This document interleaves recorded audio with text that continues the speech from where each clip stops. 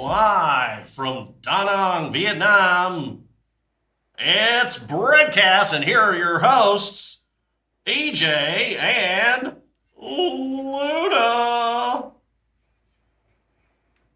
Hello, everybody. Hi, Welcome to everybody. another exciting episode of BREADCAST. I am American Johnson. And I am Luna.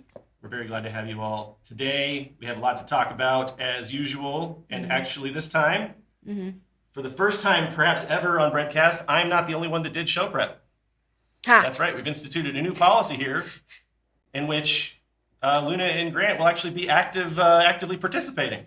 Dang it! They're not just going to be I do not like this new the policy. Luna, lose the blanket. Come on. What is this? Oh, blanket. And you got I have what, too what's many this? blankets. What's this? You got your earrings My just earrings. sitting around? You got my beard hair all over your It's cute. It's same color with my jacket. Nice. Love it. We really got to get PTZ cameras so that Grant can like zoom in on that. Yeah, right. Yes, we are very, very excited to be here. Look at that. We just got a super chat already right out the gate. That's rare. Oh, yay. From Gui Great. Schwer. It's great. Gui Schwer. Thank you so much for the super chat. It says, thank you very much for the lullaby pop song in the previous program. My grandmother sang the melody for me. Sorry for being off topic. Well, we're not even on topic yet. Yeah. There's nothing to worry about. Exactly. We're currently topicless. We are topic neutral for the moment. So, folks, today I was trying to be so professional, with all of this hair and earrings and shirt and jacket. And then it turned out to be so cold in this room. As I said, I had to put this. We're overmodulating significantly. How is that possible? I don't know, but I'm going to have to go turn it down. No, now it's... Check. 1, 2, 3. Check. Are you messing with the levels? Because my voice is like too wide of range. Yes, so like, Luna has the most dynamic range of anybody exactly. on the internet. I can sing so high that the mics cannot pick quiet. it up. It's overmodulating. I'm going to go fix it. You can talk. Just talk a little quieter until Do it. Talk. I just want to tell you that my voice can go very high, that the mics refuse to pick my voice up. It's kind of sad. Now you can talk normal voice so I can see your level. All right, check. 1, 2, 3. Check. Hi, everybody. This is Luna. This is how I want to talk. Louder than that when you get excited. I want to talk a bit louder than when I'm excited. When you get excited so I can Hi, everybody. This is Too when. loud, Luna. You can't talk like that loud. You can't. I can't be excited. Okay. You just have to have a range that you want to be in and stick Hi. to that range. Oh God. This is the range that I want to be in. Yes. Okay. Stick to I that. sound fine. Everybody says that except you. It's overmodulating. I don't care. I trust the audience. Sorry, I love you, babe.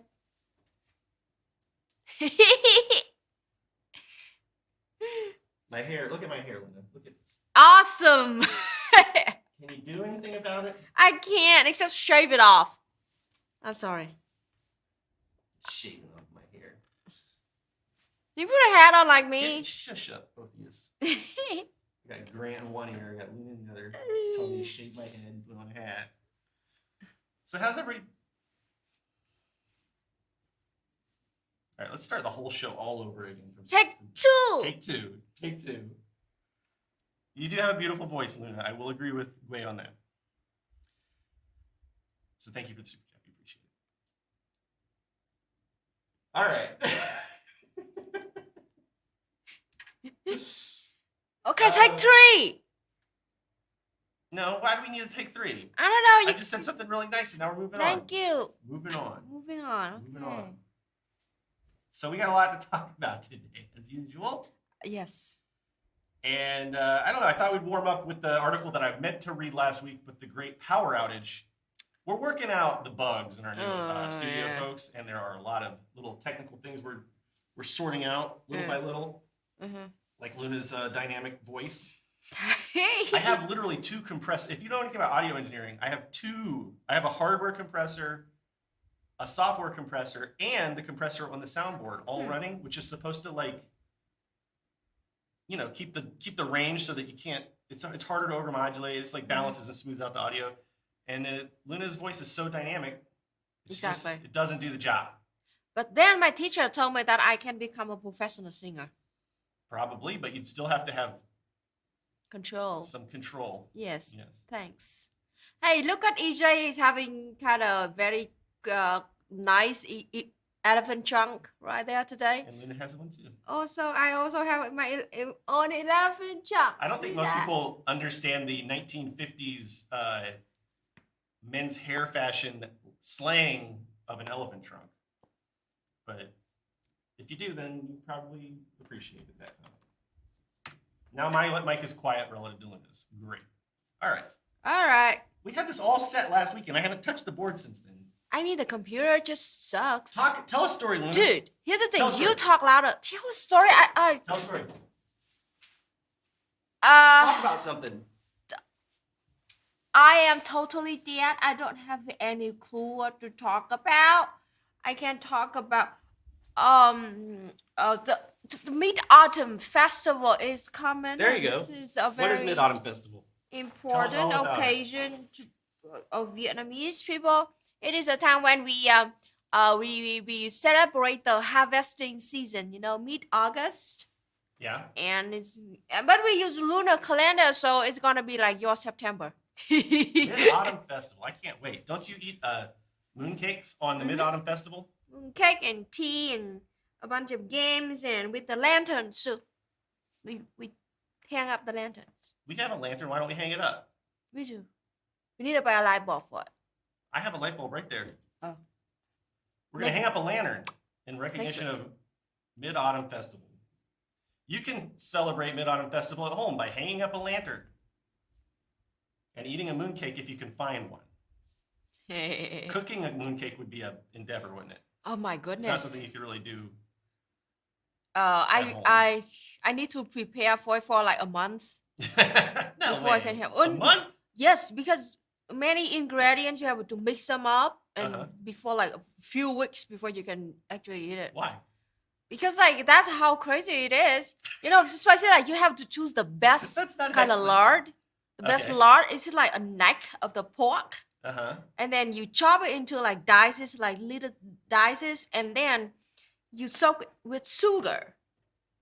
Leave it there for a long time after you can turn into one ingredient of that cake. And then there are 9 more to go in that one little cake. But why does it... I mean, you haven't really explained why you have to do this weeks ahead, though. Because the ingredient needs that much time to soak together to have a best Does flavor. it like ferment or something? Something like that. Do your own research on mooncakes, folks. I don't want you food poisoning yourselves by you just keep it sitting around for weeks? Like what, on the counter? Fridge. But they didn't have fridges like hundreds of years ago. I don't know. I don't know how they did it. This has been very informative, Luna. Thank you. All right, let's move on. This is the article I wanted to read last week. Is it called mooncake because it take a whole lunar cycle to prepare? Maybe. That's funny. That's pretty good. That's pretty good to video games. What about moon pies? Luna had her first moon pie when we visited the USA last year. Ooh. Would you like to give a report on moon pies, or? Moon pie is good but very sweet. It is very sweet. Has a lot of marshmallows. Extremely sweet. That I would be very happy. I eat a half of that mooncake and that is it for my week. I can What do have you a mean, half like you mooncake won't- in a week. Like lemnis bread? The elven bread from Lord of the Rings? You take one bite and you're Yes. full for a day? Yes. Okay. No! Plus 1 EJ point in the chat if you knew what I was talking about before I described it, before I defined it. All right, here we go. This is the article I wanted to kind of finish on this last week. It's about foom scrolling. Have you heard of foom scrolling, Luna? No. Foom scrolling is the new alternative to doom scrolling for the new generation. I mean, this article is a little hokey, but it'll be interesting to discuss, I think. The online frenzies that followed LK99, if you don't remember, LK99 was the superconductor material that they thought would allow for superconductivity at room temperature, but turned out to be... Yes. Grant, are you like peeling Velcro over there or something? I keep hearing like, do you hear that too, Luna? Yeah. Like Velcro or something? Yeah. Is that your beard scraping against the mic? No, it's like a scrapey sound. I don't know. It's gone for now. I'll tell you if I hear it again. I'll tell you immediately if I hear it again. All right, foom scrolling. Welcome to the age of foom scrolling. So, the online frenzies that followed LK99 and ChatGPT reveal a resurgent techno-optimism and a shared longing for a new technology that will free us from human limits. This is like, remember we talked about technocracy last week and how people think that technology is going And to it's save shaped like us? an X. That's just some emotion art to give you a feeling for the story. I have ad blocker on. Why am I seeing ads? I remember the first time I saw. Oh, by the way, real quick bulletin update report. They have malware now that goes through. We talked about this last week. That goes through ads, and they just had a big instance where Google Ads were serving ransomware malware that's been like targeting corporations. So yeah, be really careful and install an ad blocker. Absolutely must have now. And it's funny because Google is like simultaneously trying to force everybody to do. Here, let's get rid of this article for a second because this is kind of a different topic. Let's go through this real quick. So, okay. Google's trying to enforce DRM. We talked about this, I think, last week or the week before on the regular internet, where if you don't view ads on YouTube or if you look at pirated stuff or whatever, it's going to like not let you do it through Chrome. That's the very short version of the story. But simultaneously, Google is serving ads that are malware and like ransomware and crap through Google Ads. So I see this like perfect storm happening where Google's going to try to force you to allow their malware ads onto your computer, through this DRM thing. I mean, it seems like the direction we're going in, doesn't it? It's a little concerning. Capitalism. Capitalism is the reason for all of this stuff because capitalism is what allows corporations to be so greedy. Like, how much money does Google make in a month? Oh my gosh. Grant, see if you can figure out like the month or year income for Google. Net, if you can. Net.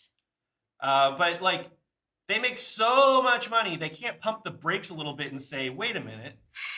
Because this is not a new problem. This malware through Google Ads thing has been happening for like years. So, did you find the info, Grant? Yeah, come on screen. Come on. Bring yourself in. Hello, Grant. All right. Welcome to the Let show. me do this. No, that's not good. There we go. That's good. Okay. Where'd it go? The one there number? it is. Okay. Well, it's confusing to report on this. In the second quarter of 2023, Google's parent company Alphabet reported a net income of over 18.3 billion US dollars. Oh my God. That's crazy. Okay, that's the number we wanted. That's the number of the day. $18.3 billion. Thanks, Grant. So yeah, they make that much money and they can't pump the brakes on their ads a little bit. Exactly, they can't. What would they lose? Like $0.3 billion max? Anyway, all right, let's go back to food scrolling. The point is that like the capitalists are not going to save us with technology. That's not going to happen. Don't count on that. So, all right.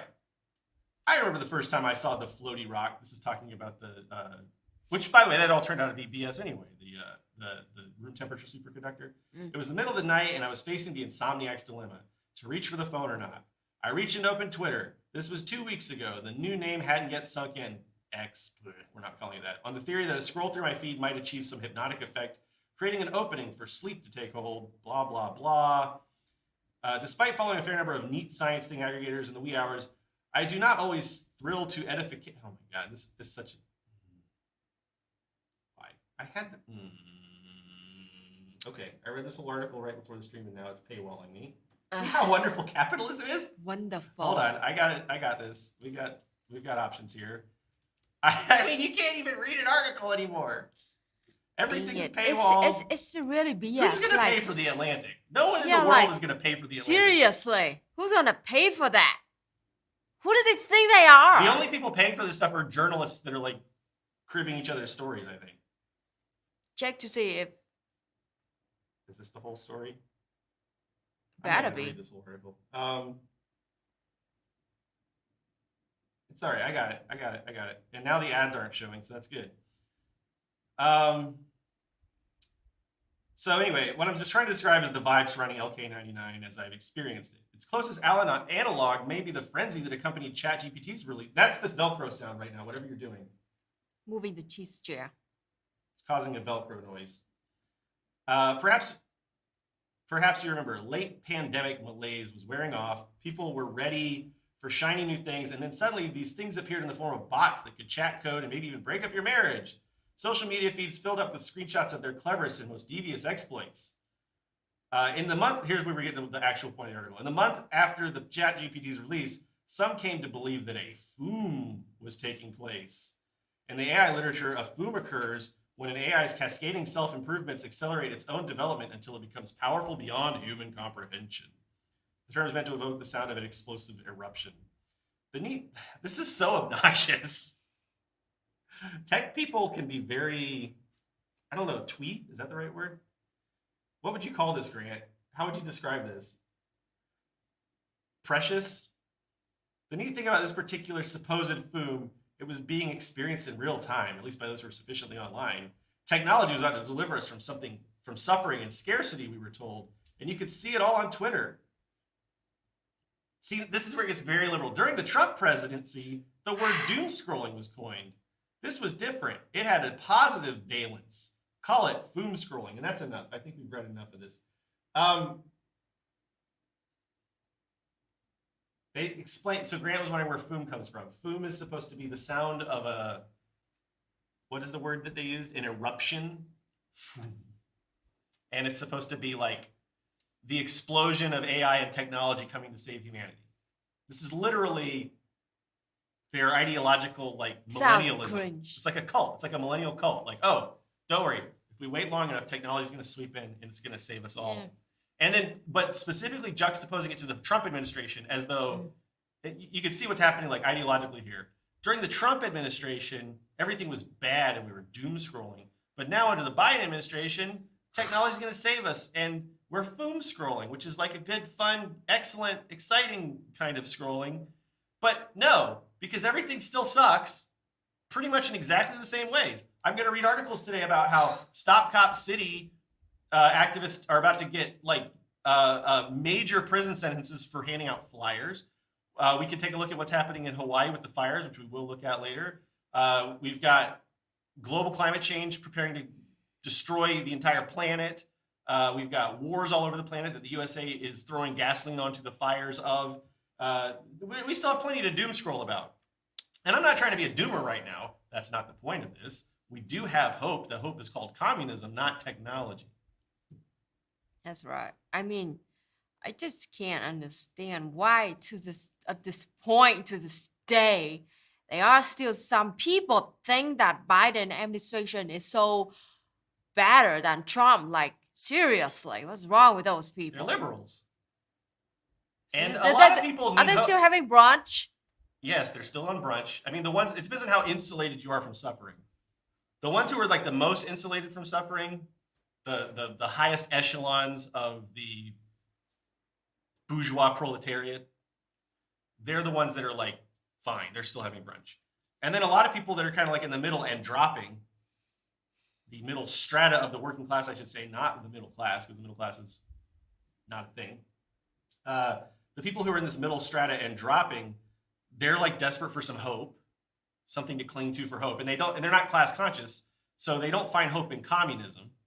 I personally have faith and hope that communism will win, right?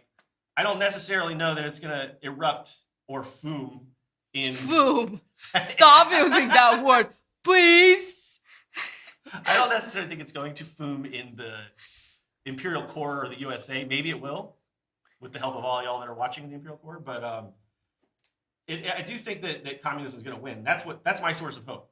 But if you don't have class consciousness and you are indoctrinated against communism, like most people in the USA, you start looking for other sources of hope and positivity, and that's what brings you into these weird little, I guess, millennial cults of like that AI is going to save us, like LK99 was LK99 is going to save us, or the like, carbon scrubbing facility that costs $2 billion is going to save us, and capitalists can make a lot of money off of this hope. You know, I mean, like look at all the money ChatGPT is making, the $2 billion carbon emissions scrubber that people have convinced themselves are going to save us from climate change when it's not. I like the video games. The video games has 2 good comments. I didn't even see this one. Maui on fire, Baja California inundated by tropical storm. Everything's fine. It's the liberal screed. We had an earthquake where? Wait a minute. Earthquake where? Southern California had an Wow. earthquake as a hurricane's approaching? Jeez. Not enough doom for you folks? And yeah, the Andes are recently seeing 40 degrees Celsius weather in midwinter. I think I read that article as well. Vietnam is having a drought in this season. Where's In the south of Vietnam. The north is being flooded Yeah. with rain, and the south is drought. That's what we have to understand. Okay, like I think most of the people in the audience understand this, but just in case you don't, global climate change means that weather will get more extreme Yes. in every direction. Exactly. So if there's a place that has a lot of flooding, there will be more flooding. If there's a place that has, this is like the rule of thumb. If there's a place that has droughts, there will be more droughts. Yeah. You know, it's just the weather just becomes more extreme because of global climate change. It doesn't just get hotter. That's not the only thing that's going on here. 5.1 near Ojai, California. Wow, I had not heard of that. That's is everything okay? Was there damage? Was there? Oh, okay. So the news is still breaking. Okay, I did not know that. All right. Well, anyway, we're done with this foom scrolling article. I thought that's something we need to look at because you probably have people in your lives right now that are engaging with this kind of thought and behavior, and it's Exactly. no bueno because it's all this is doing it's is sad. distracting people from arriving at class consciousness. It's sad and disappointing, and it's angry at the same time. This elephant is angry and sad. See? Sad. A little bit more sad than angry, but yeah. All right, let's get into the clickbait article, the one that's in the thumbnail. This is going to be the article on the Slaughterbots. Now, Grant, Luna, have either of you heard of the Slaughterbots before I introduce Nope. this concept? All right. It is not like, it's a little bit like BattleBots. Slightly like BattleBots. But no, but it's like BattleBots programmed to do harm to humans. So, all right, it's more like the Terminator. It's basically the Terminator. An AI weapons race may create a world where everyone stays inside out of fear of being chased down by swarms of Slaughterbots, warns founding Skype engineer. Jan Tallinn helped build Skype and is the founder of the Future of Life Institute, and he recently warned of the risks of an AI arms race describing theoretical anonymous Slaughterbots. Now, this might sound a little silly, and I think part of the reason it might sound silly is because of movies like The Terminator. So we're programmed to think of these things. I need to get this ad blocker working. What is going on? Hold on. I'm tired of the ads, and I don't want to see them. Oh, uh-oh. I don't know what just happened. All right. Oh, I don't have any. My browser extensions didn't get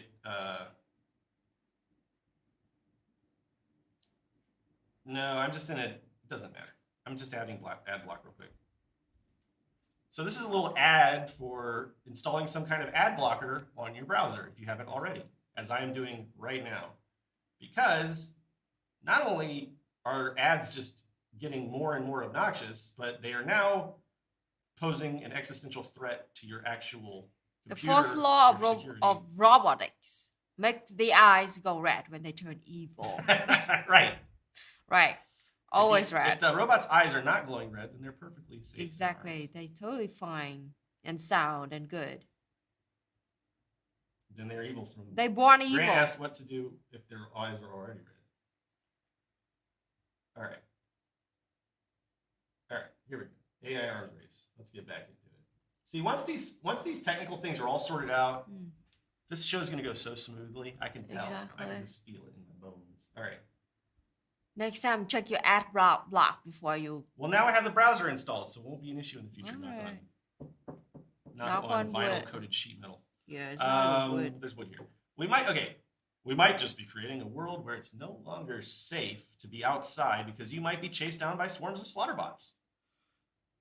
Those are the words coming from Jan Tallinn, a founding engineer of Skype, in a recent video interview with Al Jazeera. The Estonian computer programmer is a founder of the Cambridge Center for the Study of Existential Risk and the Future of Life Institute, two organizations dedicated to the study and mitigation of existential risks, particularly risks brought about from the development of advanced AI technologies. Friendly reminder that all technology under capitalism, this is me speaking, not the article, all technology under capitalism is harnessed to what? The greed of capitalists, the most unethical people, or should I say, evil people in the world. I mean, whether or not we continue to develop Slaughterbots, all depends on how profitable it is under the current regime that rules the world right now. Yep. Tallinn created a film. Well, his institute created a film called Slaughterbots in 2017, which was pretty ahead of its time, I'd say. Yeah. A campaign warning about the dangers of weaponized artificial intelligence. I've seen the video. It's very, very violent, so we're not going to show it on stream. Yeah, we can't. But the film depicts a dystopian future in which the world has been overtaken by militarized killer drones powered by AI. As AI technology develops, Tallinn is especially afraid of the implication that military use might have for the future of AI. Putting AI in the military makes it very hard for humanity to control AI's trajectory because at this point you are in a literal arms race. And we're kind of seeing a foreshadowing of this, I think, with the drone race, because already drone weapons are affordable enough that they're being used like by entities that wouldn't have had access to them just a decade ago. So we're seeing them used like in the Ukraine war. We're seeing them used in North Africa and what, the quote unquote Middle East. And all you have to do is couple that technology with AI, which is terrifying, Yeah, but we have the ingredients. We have the ingredients. So putting AI in But EJ, what about those dogs, those cute dogs that the little Boston Dynamics puppers. Yeah, Yeah, Boston right. Dynamics that dogs. people like Adam, what's his name from Mythbusters? Adam Savage? Yeah, Mythbusters guy. Adam Yeah. Savage. Adam Savage, yes, Adam Savage and Jamie Heineman. That's right. I was messing with my trunk. I really do hate to see tech reviewers like Adam Savage and who else? There's a lot of these folks that do like pop science, pop tech videos that have gotten brand deals with Boston Dynamics, and they have these little robot dogs. Maybe Grant could get a picture of one of those on the screen here in a second. But they're these little four-legged robots, and they bring them on and they teach them tricks and stuff. Yeah. And it's like, and then they say, "Oh, don't worry, Boston Dynamics has promised that this platform will never be used for the military, but it'll never become a weapon system." But it's like, okay, that's like, and if you're a tech reviewer, you have to know how this works. Even if the specific Spot, that's the name of the dog, Spot. Even if Spot never becomes a weapons platform, that doesn't mean that technology that they developed through Spot and the funding they get through like selling Spot will not go into weapons programs. Do you know what I'm saying? Yeah. And not only that, but they are using Spot specifically for policing, including during COVID, they were using them to guard indigenous houseless Hawaiians during COVID to like keep them Exactly. suppressed, basically. It's creepy. It's super creepy. But you never hear these tech reviewers go back and say anything. You know why? Because Boston Dynamics is throwing a lot of money around to improve their image. It's wild that this stuff just slips under the radar. And there's no pushback. Nobody's pushing back. Nope. Because the dog is cute. Because Spot the dog is cute. Come on, they're dogs. Oh my gosh, I hate that so much. Putting AI into the military makes it very, you're right. It's like a little pupper. Yeah, little right. I pupper. hate that so freaking much. Arachnocom has a good comment. We won't use this for war this time. Sentences that fill you with confidence. we promise we won't do the exact same thing this time. That we always do. And then when they do it, they'll be like, oops. I Sorry, we won't do it next time. All right. You can't just put it on screen for me. You can't just put it on screen for me, Grant. I got to do it myself. You press present and then share screen and Exactly. then Chrome tab. All right. If you don't know what we're talking about, this is Spot. I can do it. I got it. That's Spot. Boston Dynamics Spot. It does look cute. I'm sorry. It does not look cute to me. What'd you say? It's not my type? Not my type. Not my cute type? Yeah, it does look very fascist, Grant said. No, yes. it looks creepy as heck. It's man. ANCAP. Jeez, It's Louise. anarcho-capitalist. Totally ANCAP. Oh It has my the ANCAP goodness. livery. They really have to choose yellow and black They do. They know what they're out doing. of all the colors in the world. There's no such things as coincidences, Luna.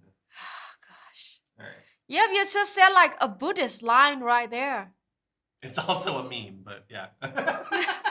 Who said it? Who wore it better? Buddha or the meme? I know a lot of you would sign on the side of the meme. Oh my God. I just realized that it's very possible that within like a century or two, there might be a religion that is revolving around memes. Oh, it's called memes. Memism. Memism. Mementology. Oh my All right. gosh. Putting AI in the military makes it very hard for humanity to control AI's trajectory. When you're in an arms race, you don't have much maneuvering room when it comes to thinking about how to approach this new technology. You just have to go where the capabilities are and where the strategic advantage is. On top of that, AI warfare could make attacks very difficult to attribute. The natural evolution for fully automated warfare is swarms of miniaturized drones that anyone with money can produce and release without attribution. Super chat. Okay, that was a very depressing note to go to the super chat on. Doesn't Boston Dynamics develop for DARPA? GEO. What is DARPA? DARPA is the military defense corporate. It's the military industrial alliance like front company, basically. Okay. It's how the military puts money into the market and universities. I know that Boston Dynamics develops robotic technology for DARPA. I do not know if Spot specifically has received DARPA funds. I don't know. Maybe Grant could do a little Google search on that. I don't know. The natural evolution for fully automated warfare is swarms of miniaturized drones. Shit. You can do it. I can't. I don't see any. I do. All right. Get our shit together here. Oops, swear jar. The natural evolution for fully automated warfare is swarms of miniaturized drones and that anyone with money can produce and release without attribution. That's scary. Okay, and this makes me think about 4chan. I'm sorry, I gotta say it. Like, how scary is it that these internet freaks might have access to this technology Exactly. within a decade or two? My goodness. All Those creeps out there. How hard would it be? I mean, today it's probably a little bit difficult to put all this technology together. But give it 5-10 years, how hard is it going to be to have, what's the word? Taco Bell. Yeah, right. I mean, I am already terrified of the fact that they could have a deep fake right now. There's all kinds of threats that are coming from this Jesus. technology. When contacted by Insider, the Future of Life Institute told Insider it agreed with Talon's remarks on his fears of weaponized AI. These fears have existed for years. The Future of Life Institute was founded almost a decade ago in 2014. Elon Musk donated $10 million to this organization. And Elon Musk owns an AI developing firm. So there's a little fun fact for you. I mean, the hypocrisy there. AI, like Elon Musk's always talking about how dangerous AI is, but he's like literally one of the first to line up to cash in on it. That shows you the quote unquote ethical practices of the capitalist class. Somebody could come up and say with a straight face, hey, this technology is very dangerous. We need to pump the brakes on it. But I'm going to hedge my bet and invest in it and put millions of dollars into it. Because, Because all I care about is if profit. there's money to be made. Exactly. This is what the problem is with having capitalists in control of every fucking thing. Yep. Sorry, swear jar. Reprogramming, re-educating. We need a new jar too. Taco Bell jar. Taco Bell jar. Well, I haven't said the Taco Bell word yet.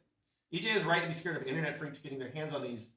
Trolls did try to get Gas Midwest Fur Fest a few years ago. Exactly. There are fascist losers out there who are an imminent threat to all of us.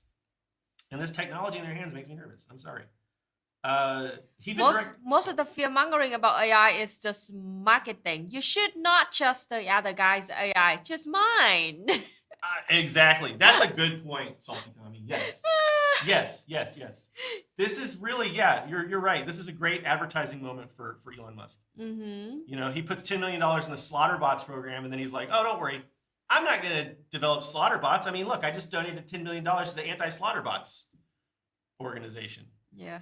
It's like how, who was it? Was it Engels? Somebody wrote about how capitalists will spend, like, they'll steal billions of dollars from the workers, commit horrible human rights atrocities, and then they'll donate like a small fraction of their stolen, plundered wealth and get treated like angels. Exactly. That's the nature of charity. It's awful. Like philanthropy is really just a laundering service. Yeah, for the it reputations takes of all those people in the community. the resources, the energy, and attention away from actual, comrades who, like did like give everything they have to help other people. Yeah. Because like it looks way smaller than billionaires, giving a crumb of their wealth to help other people without even touch a finger. It just they took the money for tax write-off and then send it to some other people to do the job for them, and then they take all the credit.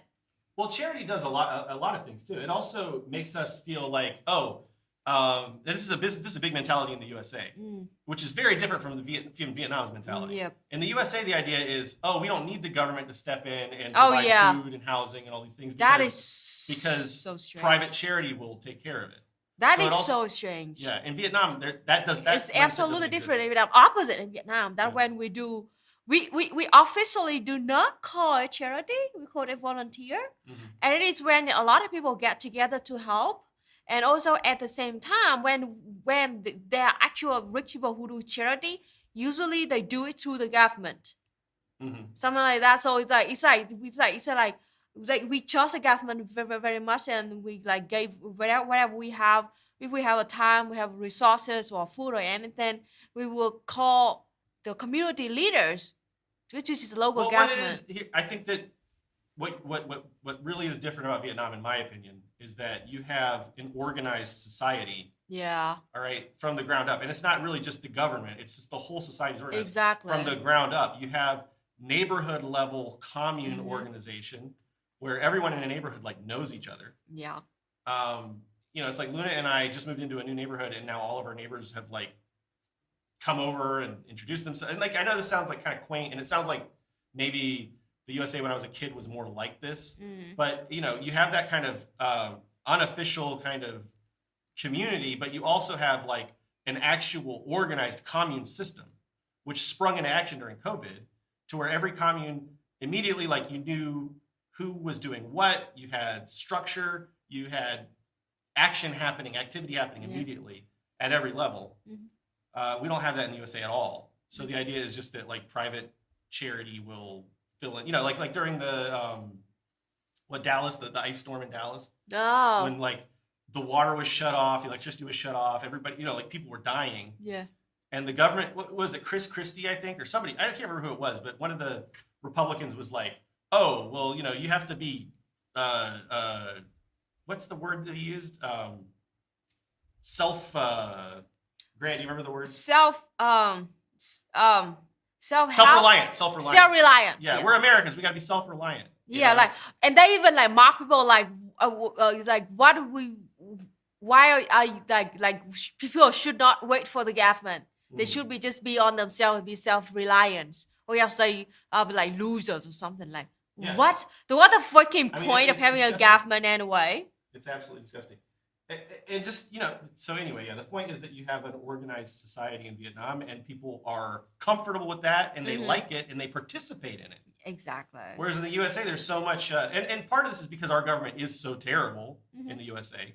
There's a lot of skepticism and distrust and everything. So anyway, I don't know. It's just a huge difference. I mean, this is my actual experience working in real life organizing with my comrades.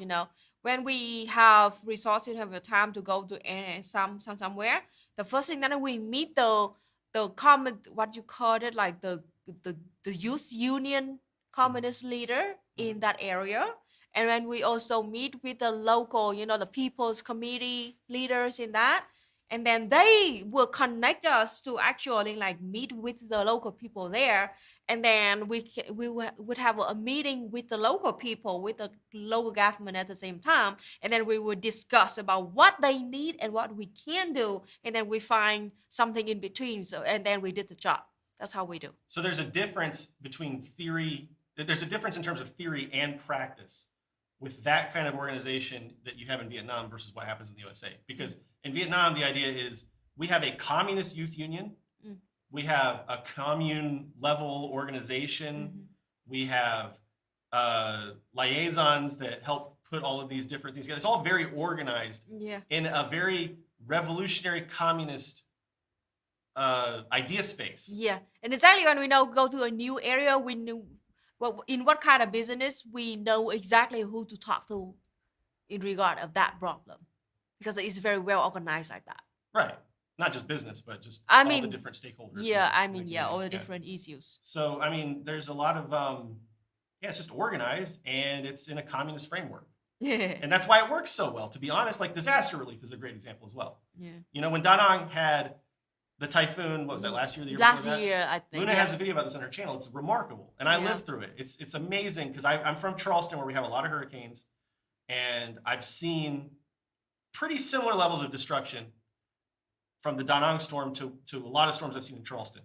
In Charleston, it will take months for the cleanup to happen. And sometimes it doesn't even happen. And certainly if people's houses get fixed, you're on your own in the USA.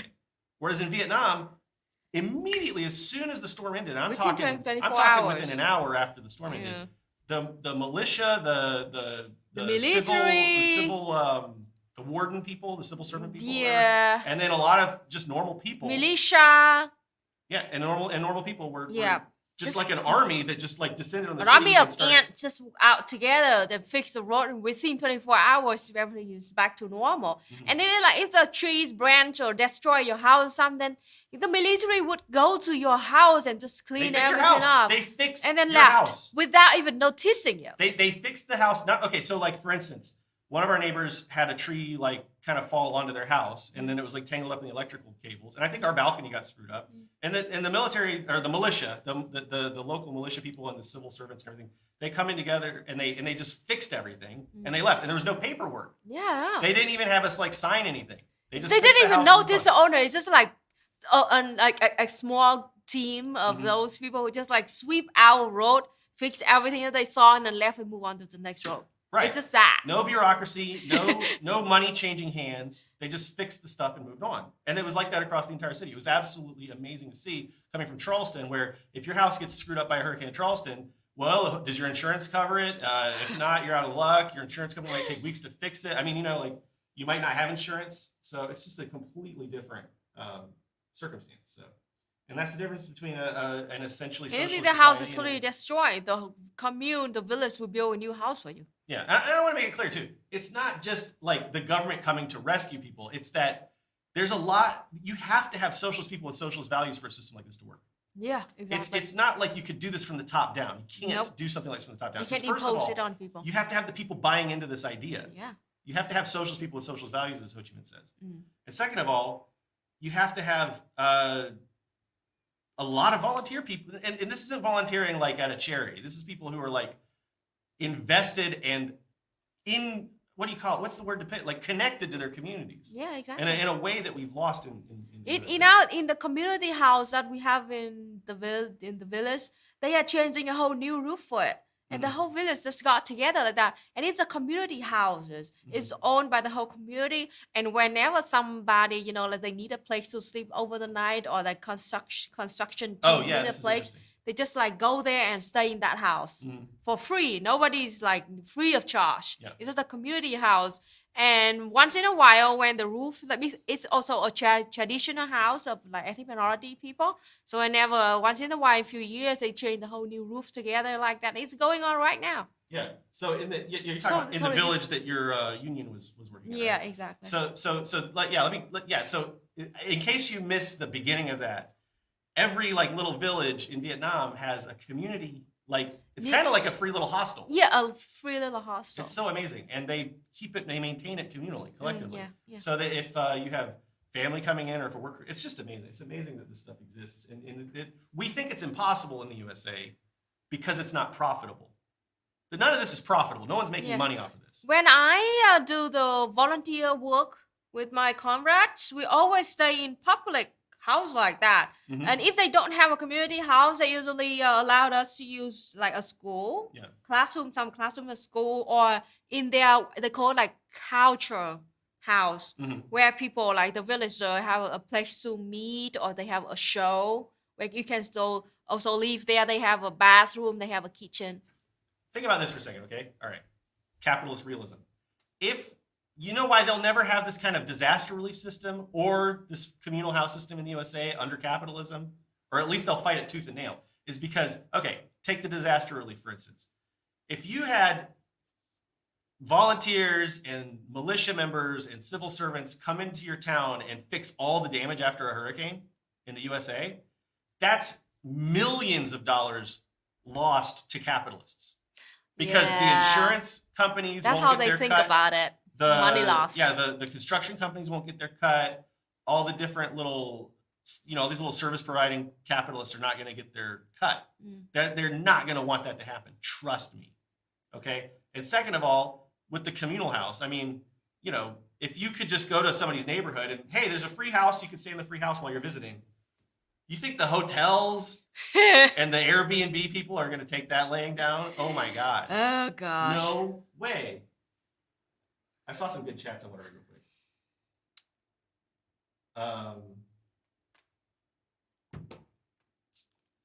Haven't y'all been here a while, but is that still a green screen? This is a green screen. I'm glad that it's confusing people though. Good. It is a green screen. Yeah, it's a high quality green screen. Yeah, I want you to not think it's a green screen. The solution to survivors of the Hawaii fire is to give everyone $700 and say good luck. Yeah, if you haven't heard Joe Biden is giving $700 to the people in Hawaii. We're going to talk more about Joe that. Biden still owe every one of you $2,000 since COVID. Don't forget, that's a good point. Joe Biden said he was going to give us another $2,000 after COVID, during COVID, and COVID's still going on. Never Let's freaking not fall happened. into that. But yes, we never got it. We never got it, and we never will. But some of the Hawaiian fire victims will get $700. Which what is that? That's like 3 meals in Hawaii. I mean, with the inflation today, that's like nothing. That's an insult. How many days is they can stay in a hotel? Like a week? Oh, for $700 in Hawaii, how long can you stay in a hotel? I don't know for sure, but a day or two? Especially with this crisis. You know what I'm saying? Gosh, it's so bad. I mean, are you kidding? A hotel in Hawaii?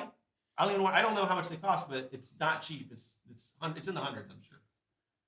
All right, we're going to talk about Hawaii more later. So let's. Oh, actually, that's my next article. Slaughterbots. Anything else to say about Slaughterbots? I mean, they're terrifying. Capitalism is not going to do anything to stop it. The people who are in control of this technology right now are capitalists. Make no bones about it. They control not only the technology firms that are making the technology, but also the government, the bourgeois democracies. So, I don't know. Well, sorry, my bad. Biden said 2,000 checks, plural. Not just 1,000 check. So he would give us more than one $2,000 check? Yes. Well, I haven't gotten the loneliest one. The next year is the next election already. Now, where's my money? I mean, where's my husband's money? Which is, okay, my money.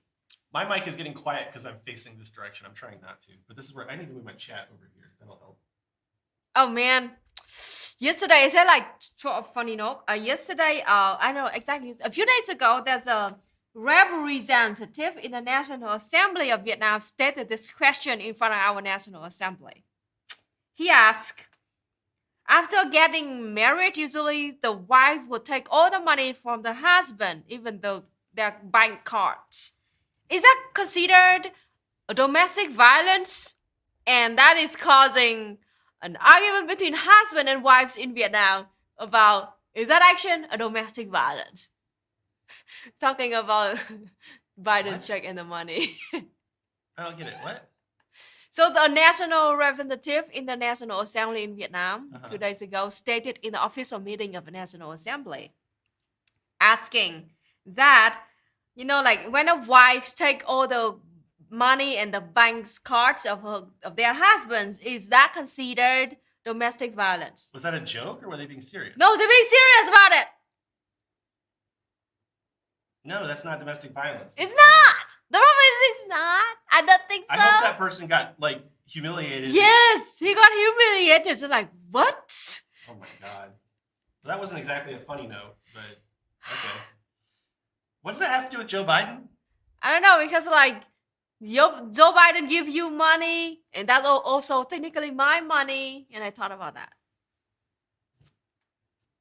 Okay. That's my thinking map. All right. I'm gonna take all of your COVID checks. You can have. Okay. Yeah. I don't. Okay. Moving on. That wasn't a funny note, Luna. It was.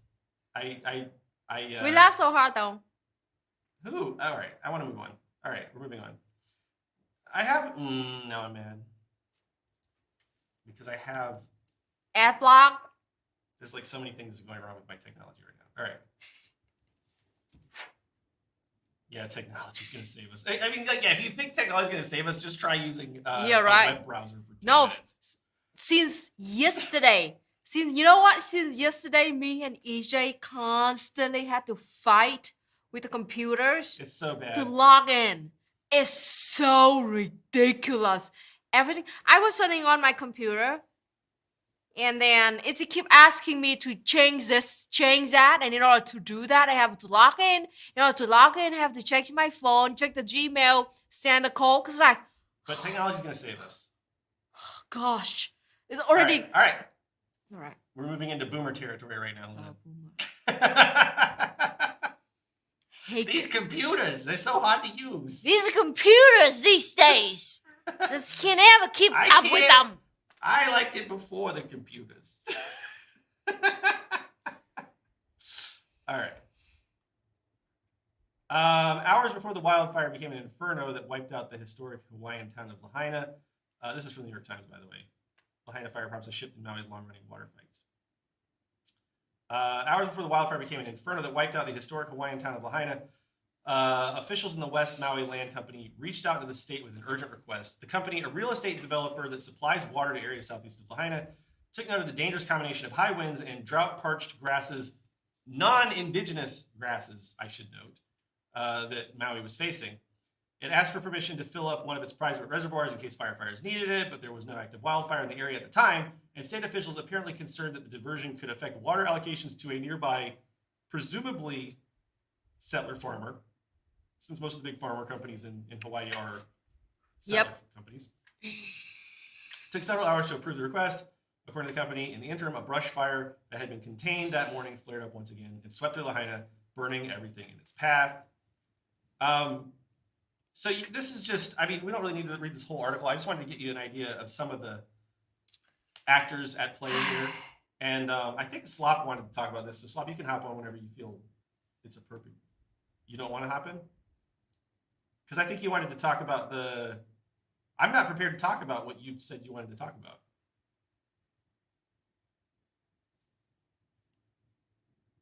Are you going to come on stream or not? All right, well then this is gonna be a short segment because Grant wanted to talk about the land conflict because I don't have the context for that. Well, can you want to footnote it or should we just move on?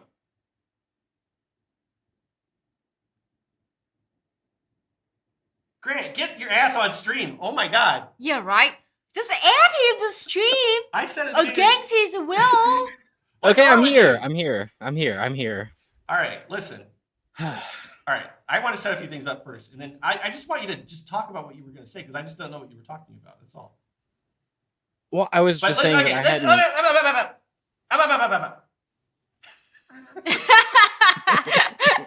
Let me set it up. So professional. Wow, look at that. The reporter and the producer. We have a lot of kinks to iron out here. One of them being Grant's obstinance. All right. Well, I thought you were going to read the links I sent you. Where are they? Oh, I don't know. I didn't actually send you any links about this.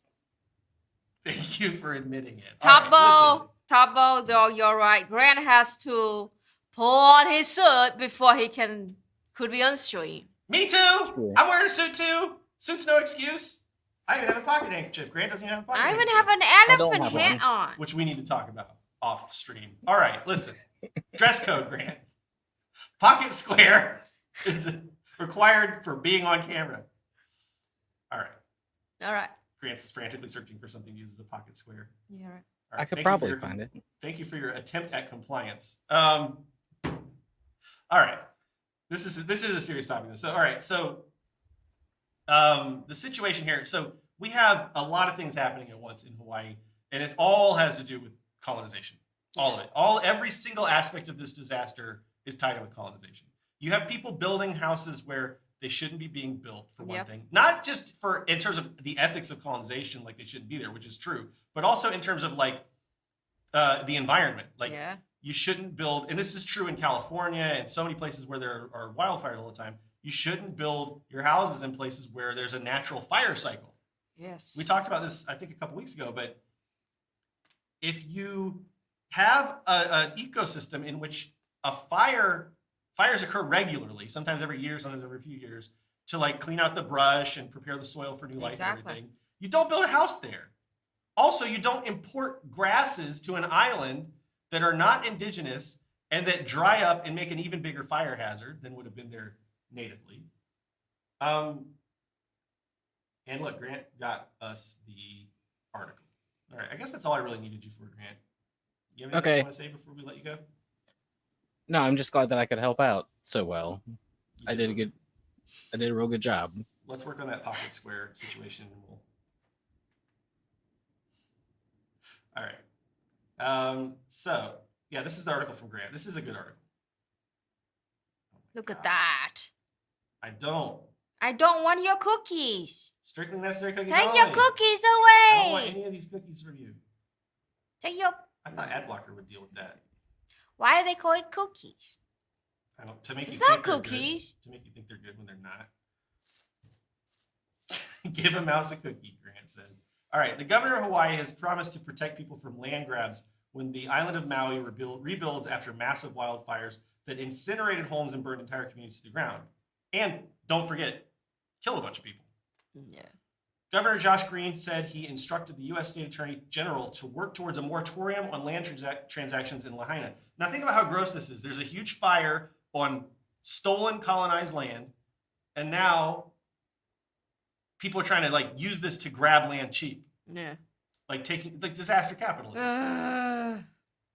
Governor Josh Green said he instructed the U.S. State Attorney General to work towards a moratorium on land transactions in Lahaina, the historic town that was largely destroyed in last week's blazes. My intention from start to finish is to make sure that no one is victimized from a land grab. People are right now traumatized. Please do not approach them with an offer to buy their land. Do not approach their families saying they'll be much better off if they make a deal because we're not going to allow it. See, I mean, look, none of these problems existed in Hawaii before the colonizers came there. They didn't have these problems. If you ever look into the history of Hawaii, they had electric lights in Hawaii before They have a Washington, railway. D.C. I have 100% literacy.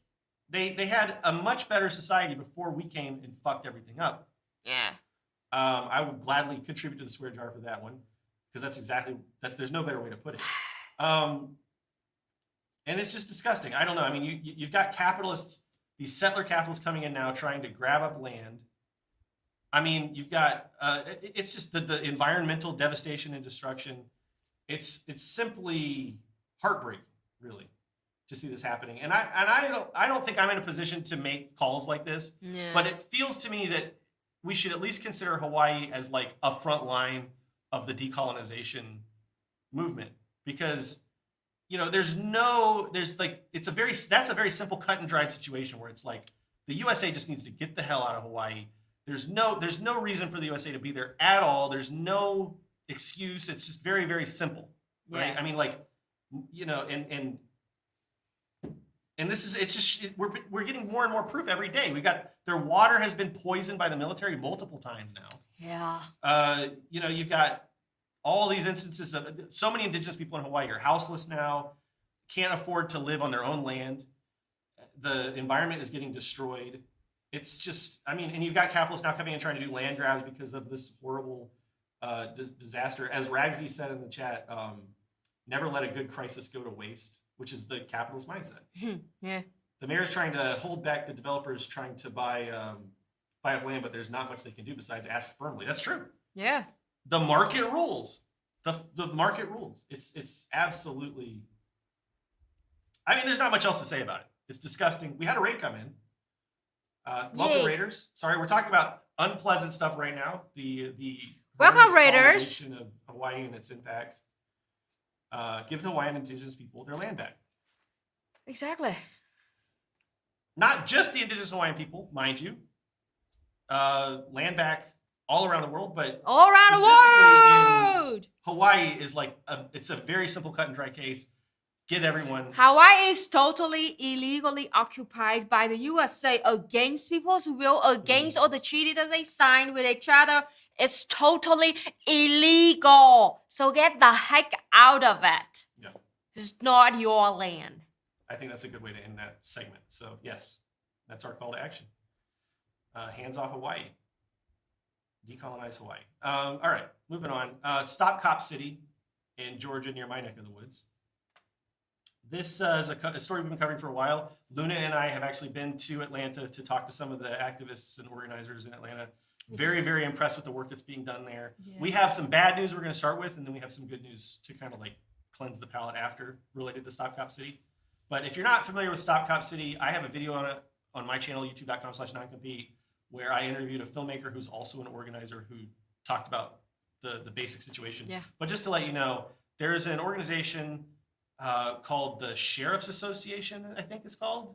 Something like that. Something association, the police association. Yeah, Police Association, Sheriff's Association. But they're not a government organization. They are basically, I would call them like an NGO, I guess. But they're just like this They got funded by a bunch of rich, big capitalists. huge corporations. I'm talking. Yeah, huge corporations. Coca-Cola. Coca-Cola. This is serendipity. Overthrow Media in the chat. This is really perfect. Okay, so first of all, Overthrow Media is going to have they're going to be talking about Hawaii on Wednesday, and I think it's going to be a really good stream. I already looked at some of the guests, so if you're not already subscribed to Overthrow Media, be sure to subscribe. Our comrade BP is doing great work over there, and also BP is the first person who clued me in on the Stop Cop City story, and BP even got arrested. Yeah. And I believe spent a night in jail. Because they charged BP with jaywalking. Yes. But anyway, BP was like one of the first people there that spread the story to me, and so everyone should check out Overthrow Media on the cutting edge of these kinds of stories.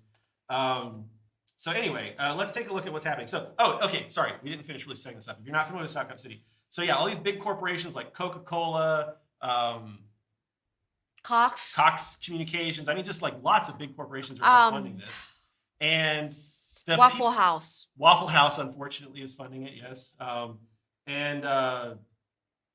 Also, the people in this unincorporated community, which is a traditionally black community, they don't have a government structure to protect themselves with, and they don't want Cop City in their neighborhood. Exactly. This is a police militarization facility that is specifically going to be doing the work of teaching cops how to suppress uprisings and protests and that sort of thing. It's a direct answer of the 2020 uprising, the BLM uprising.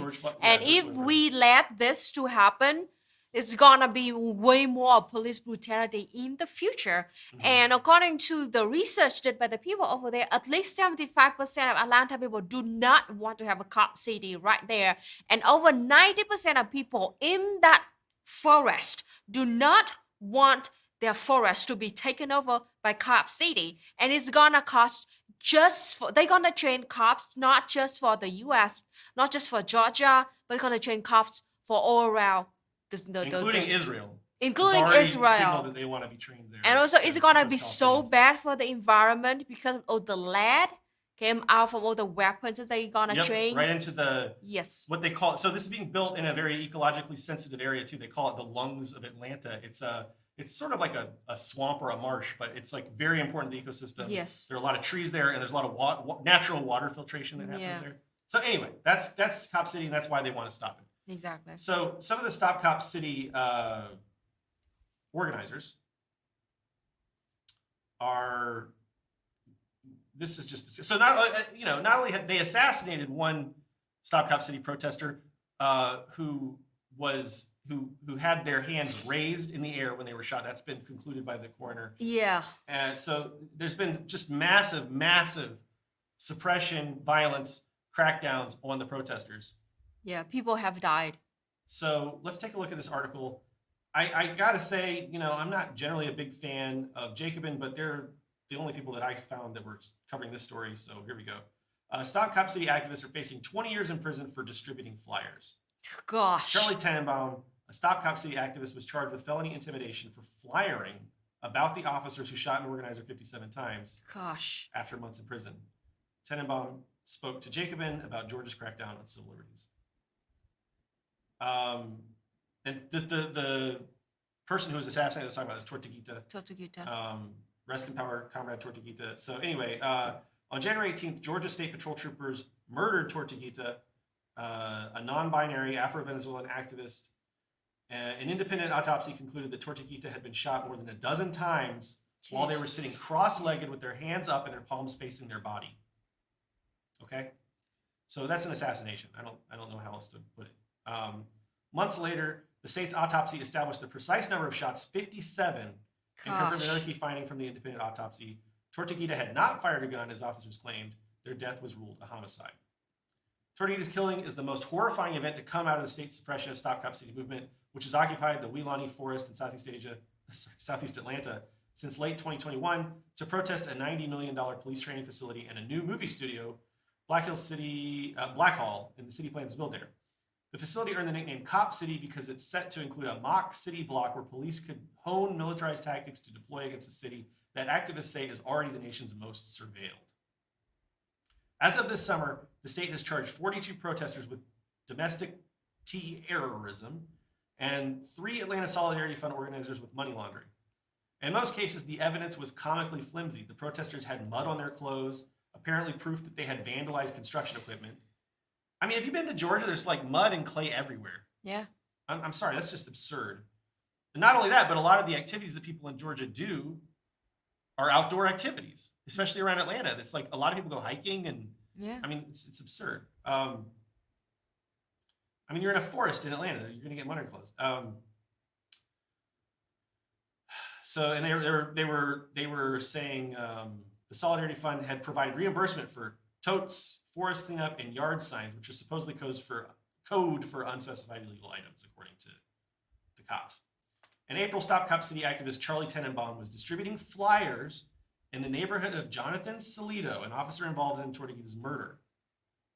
When police stopped Tenenbaum, who is non-binary, they say they had no idea that they were about to be thrown in jail, interviewed by the FBI, and charged with felony intimidation of a police officer and stalking, all for putting up flyers. Gosh. So when this cop assassinates in cold blood a peaceful protester, 57 times. That the police see that as not a problem. But when somebody goes in to post flyers about this government assassination of a peaceful protester, they call that stalking and intimidation. Yes. It's absurd. After a 2.5-month incarceration that included stretches in 24-hour isolation, which is torture. Yeah. Tenenbaum is currently out of jail and spoke to Jacobin assistant editor Todd Larrabee about disenfranchisement in Atlanta, fighting back against the climate crisis, the free speech implications of their case, and the potential for them to serve up 20 years in prison if convicted. 20 years in prison for putting up flyers. 20 years in prison for putting up flyers. That is It's back to the Le Miserable era now. I'm sorry, in the USA. It never ended. This is not new. I mean, yeah, you're right, but it's never ended. This has always been the way that capitalism treats anybody who rises up against the system, even peacefully, even through something like flyering. Exactly. So I pasted that. Just distribute flyers. How more peaceful you can get. Exactly. That's free speech. I'm sorry. Freaking I thought speech. America was the land of free speech. I thought you have a freedom of speech and freedom of press. So I posted the link to the full interview in the chat, and I recommend you check that out, give it a read.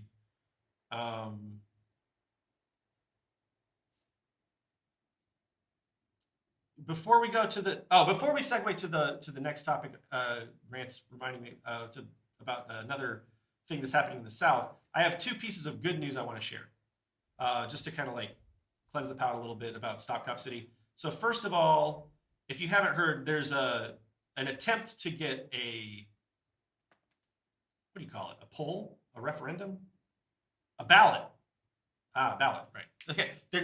What they're doing, they have a petition. That's what it is. Okay. Sorry, I had to clean the cobwebs out of my brain. There's a petition to get the Stop Cop City question on the ballot, which would stop it in its tracks if that goes to the ballot and it gets, and then they vote no to Stop Cop City. Sorry, that's a double negative. They vote no to Cop City, or alternatively, you could say they vote to Stop Cop City. Yeah. You get what I'm saying. And there's been a lot of problems where the government's been trying to shut down this petition for various reasons. But it looks like, hopefully, it's going to be on the Atlanta ballot in November. Organizers have gathered enough signatures to put a deeply divisive plan for a new police and fire training facility dubbed Cop City on the Atlanta ballot in November. If confirmed, and if the majority vote no, it would stop the center being built. That's what we want, folks. Yeah. That would mark an end to a years-long struggle that has seen protests, arrests, and even the killing of an activist, and has commanded national attention. Ahead of an August 21 deadline, the Stop Cop City Vote Coalition said it had collected 80,000 voter signatures, well above the 70,000 required to place a ballot question. We have a massive network of volunteer support, Hannah Riley, an organizer with Stop Cop City, told Filter. There's a real saturation on the streets. We have canvassers everywhere. When I walk around my neighborhood, if I don't see a Stop Cop City canvasser on a given day, I would be surprised. I usually run into 4 or 5. That's massive work, folks. That's amazing. So much respect for the folks down there doing this work. As the filmmaker I interviewed said, this is a place where we can have a victory, and a victory here would be very important. Yeah. So we need to support Stop Cop City. We've gotten a lot of individual donations, which has helped us get the word out and pay canvassers. Cop City, officially the Atlanta Public Safety Training Center, is a plan formed between the Atlanta City Council and the Atlanta Police Foundation. That's it, the Atlanta Police Foundation. That's what I was trying to remember. Yeah. A private nonprofit to build a large police and firefighter training facility with private and public funding. The site is located in the South River Forest. Now, why would capitalists give all this money to this project? Because it serves the ruling class. It serves the capitalist class. This is like the fascism 101 right here. Collaboration between capitalists and the fascistic police to suppress organized working class movements. That's exactly what this is. The site's located in the South River Forest, in the Weelaunee Forest. We talked about that. If you want Cop City or don't, there's agreement that the people should decide. But the government in Atlanta wanted to stop this ballot from being put to vote. Yeah, of course. Because they don't want the people to decide. They want their capitalist plutocracy to decide. Yep. If you Talk don't, about democracy. absolutely. If you don't think that cops serve the capitalist class, just look at the situation. Look at the deeply into Cop situation. City. The people do not want cops there, but they want so badly to do it against people's will. There's no democracy whatsoever. So, I mean, that's the news. That's the good news. And then I have another thing that I just think this is interesting, and I think it's something that we could consider implementing maybe in Atlanta. I don't know if somebody out there has the tech skills and maybe you're in Atlanta, or I don't know. I just think this is a really interesting idea. So, and I wanted to signal boost it a little bit. It's called the Mapping Project. The Mapping Project is a multi-generational collective of activists and organizers on the land of the Massachusetts, Pawtucket, Naumkeag, and other tribal nations, aka Boston, Cambridge, and surrounding areas, who wanted to develop a deeper understanding of local institutional support for the colonization of Palestine and harms that we see as linked, such as policing, U.S. imperialism, and displacement and ethnic cleansing. Our work is grounded in the realization that oppressors share tactics and institutions, and that our liberation struggles are connected. We wanted to visualize these connections in order to see where our struggles intersect and to strategically grow our local organizing capacities. So this is it's an interactive map, and I'll show it to you now, that just shows you the connections between like corporations and geography and everything.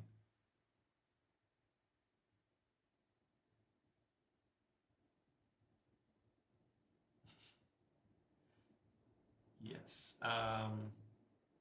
So you can see like all these nodes. That's the Ashland Police Department. And then you can see the connections it has to other entities. Hmm.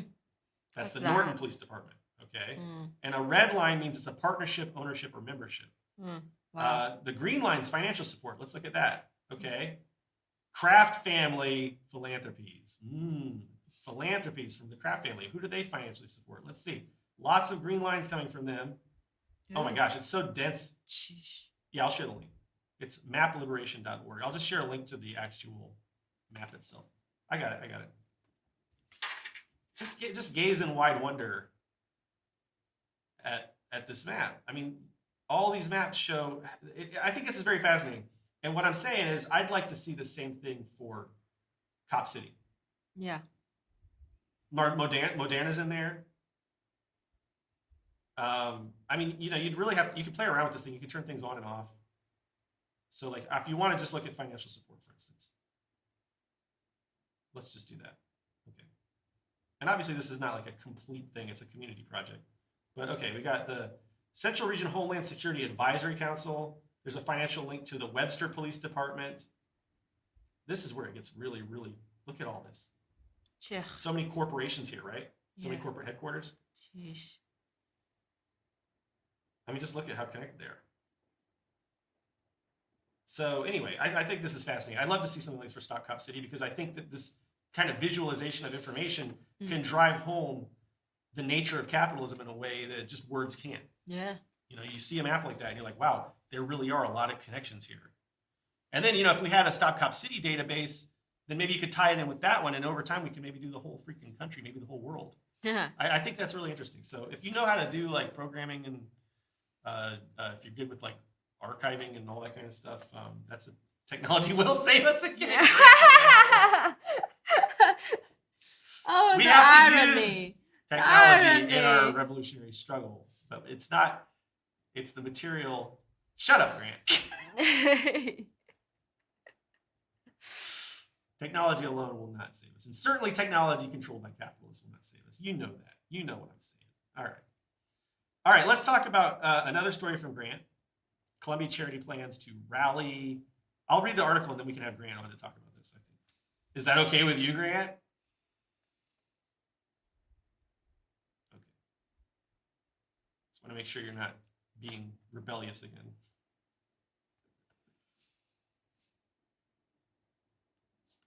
Now Grant's saying he doesn't want to come on. Lord have mercy. Did you not get the spirit of... Wait, hold on. Before we get into this. This is a direct message to Grant. Did you not get the spirit of the assignment to come up with topics for us to talk about?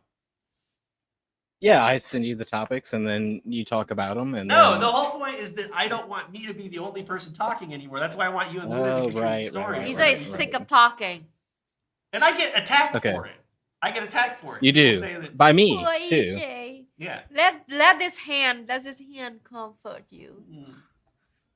All Pretty right. good. Enough of this The sweetness. elephant wants to reach out to you too. All right, Luna, you melted my heart. My heart grew 10 Grinch sizes this day. All right, I'll read the article and then we'll have Grant back on to talk about it, whether he likes it or not.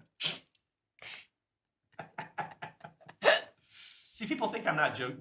Sometimes people think I'm not joking when I act like this. I'm joking. Yes, he is. To be joking. clear, I'm joking. All right. We love EJ's dulcet voice. The dulcet tones. Frankly, American EJ's Johnson. shiny orange shirt makes him seem like a Chow from Sonic Battle Adventure 2.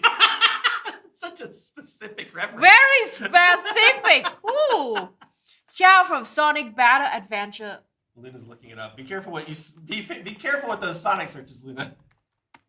You never know what you're gonna find. Feeding people is not a crime.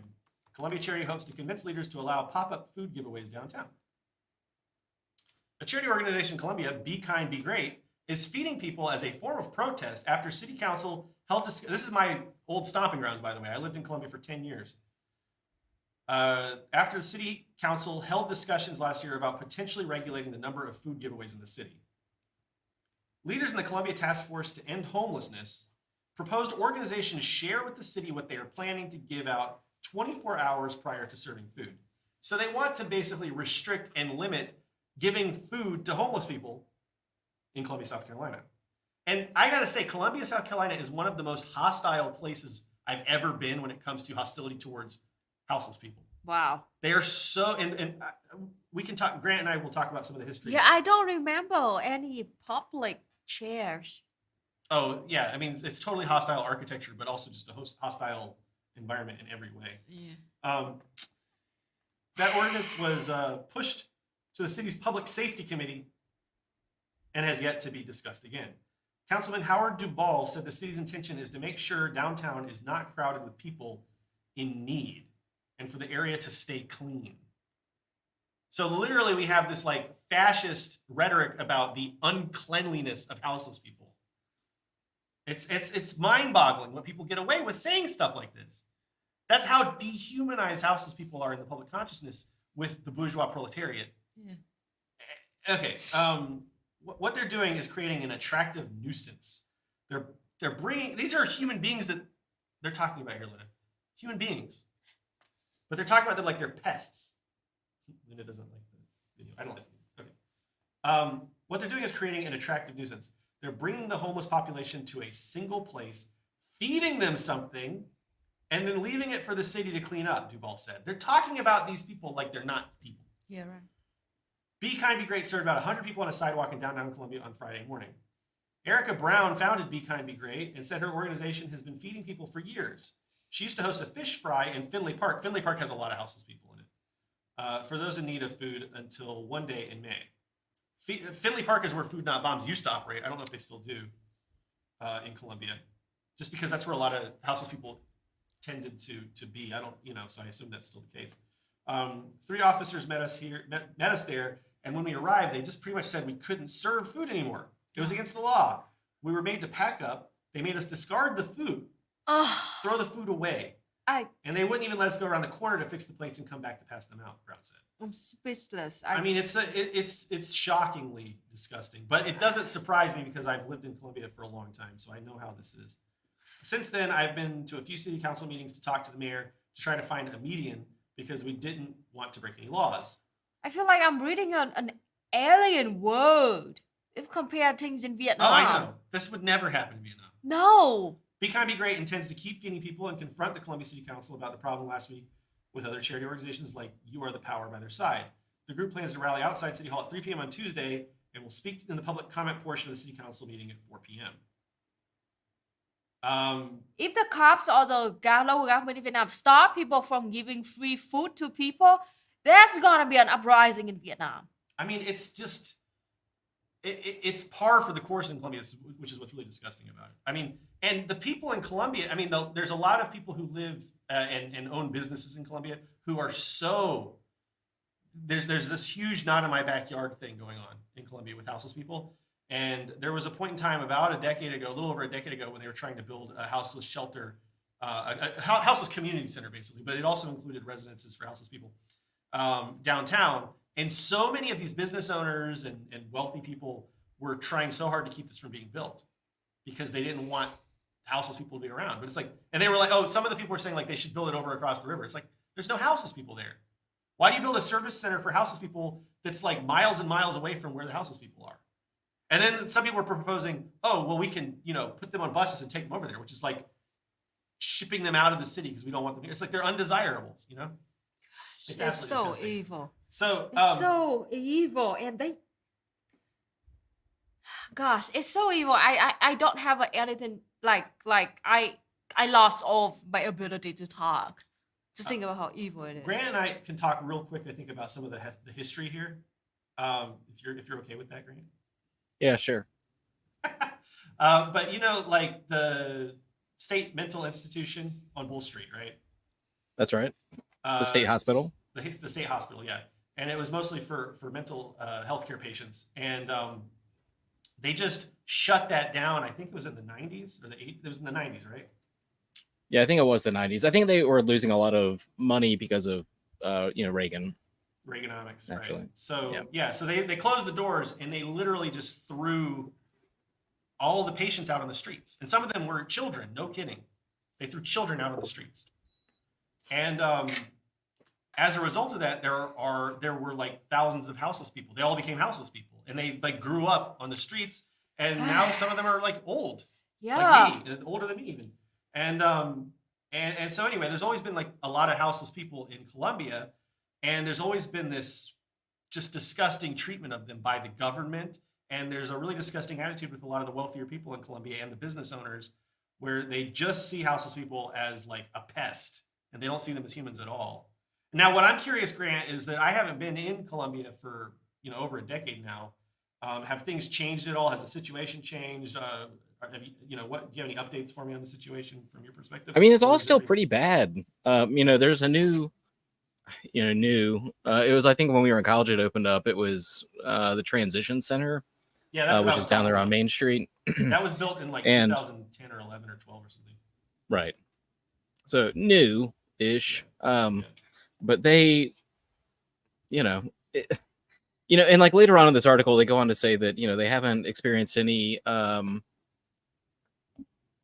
additional action from police. But the fact that, that they would even consider some sort of like city regulation like this that would be punitive is just remarkably terrible. That they would actually shut down. Have you seen tent cities in Colombia? Like I saw a lot of them when I was in California in the Pacific Northwest. Have you seen that kind of like tent city construction in Colombia? Or I mean, I don't drive around downtown Colombia all that much anymore, just because of, we shared a car here and I rode the bus mostly.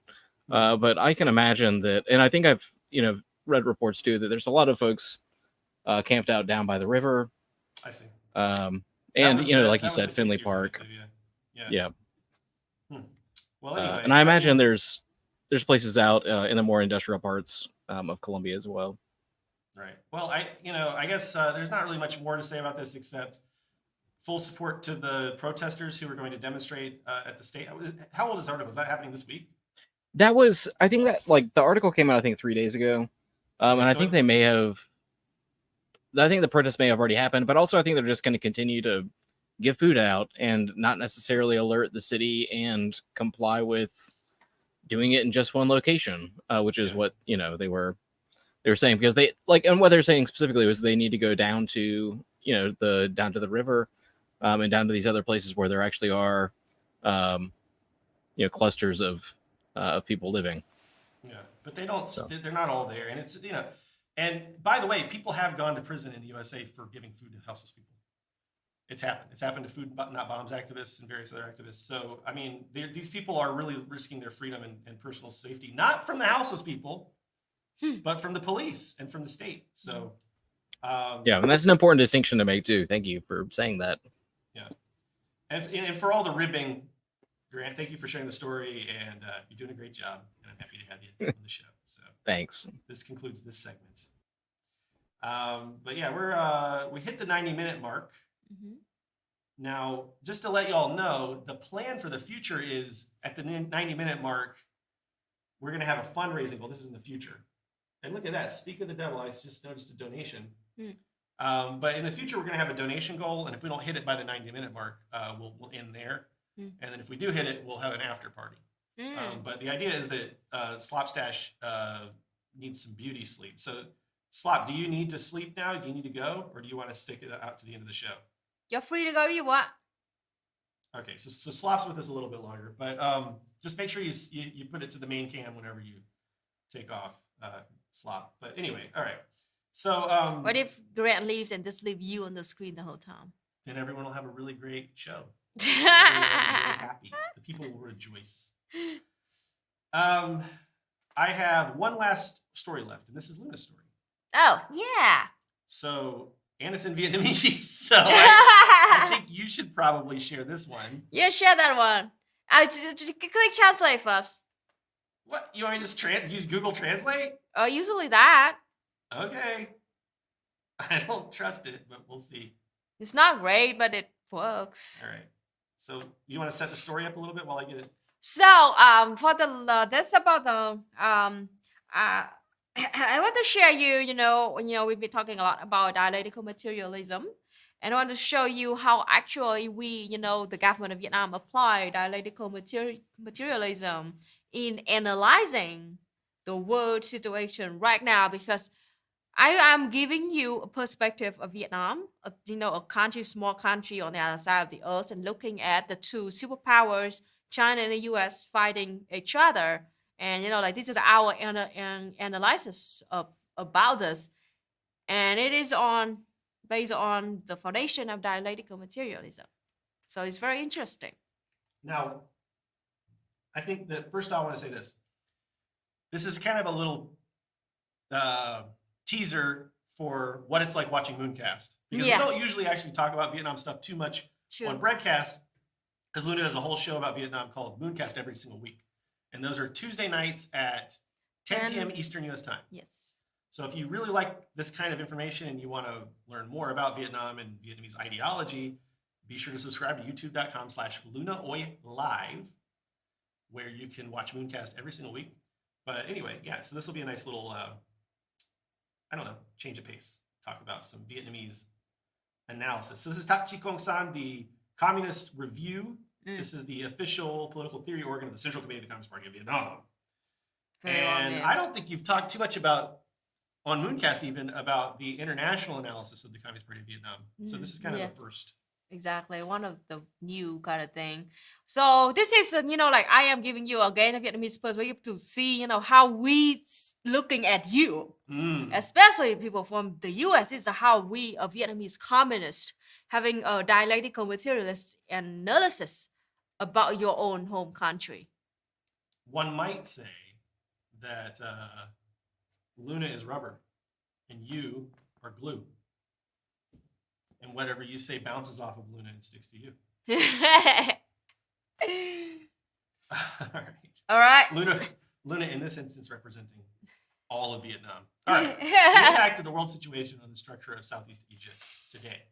All right, so that this will give you some context that one of the battle that the U.S. and China is doing right now is trade war, and Asia is a very fierce battlefield for these two countries, because they're trying to get the influence, because the USA already control pretty much of Europe and Australia, so Africa is not as strong enough for the U.S. to really focus on, and Asia remain to be a very emerging economy with a lot of people. They are very promising, but China is already in there. So Asia is becoming a very fierce battlefield for the two countries to fight over for territory, and in that this Asia, Southeast Asia, is becoming hotter and hotter, becoming because ASEAN, 11 countries of Southeast Asia, we formed an official organization called ASEAN.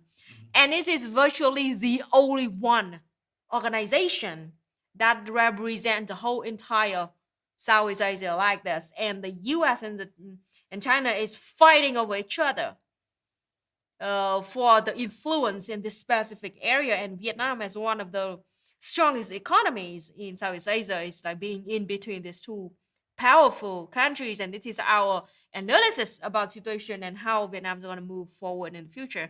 So to explain to you why Vietnam do not pick a side, yeah, something like that. Yes, EJ. We just got a donation that I wanted to read. Hey, This is from about 20 minutes ago. I guess you don't have to put the camera on me, Grant. But it says, there we go. Thank you. I'm gonna be passive aggressive. Just look at my telephone trunk. Why don't you? Keep up the good work, comrades, from One-Eyed Monkey 9000. Ayu. And there's a strong arm emoji. So thank you for the donation. Okay, back to Luna. Back to Luna. Share the article. I just what is that? A wild Grant appears. That? All right, I'm putting the article back on screen. All right. All right. I'm gonna use. Can I look at that screen of you? Do you want me to read the English or do you want you to do it? Yeah, read the English and I can give you more context if you want. Remember that this is Google Translate, so just keep that in mind as I read. The world times and history are undergoing unprecedented changes. The shaping of the current world order reflects the situation of both cooperation and competition, mainly between the main actors being the US, China, Russia, and the European Union. Considered as one of the security depressions. Do you want to get the Vietnamese version of it open on your computer? Yeah. Then you can tell me if this translation's wrong. Yeah. How do I get the link? I got lost it. Can you send me the link? Yes, Private chat. I'll put it in the private chat.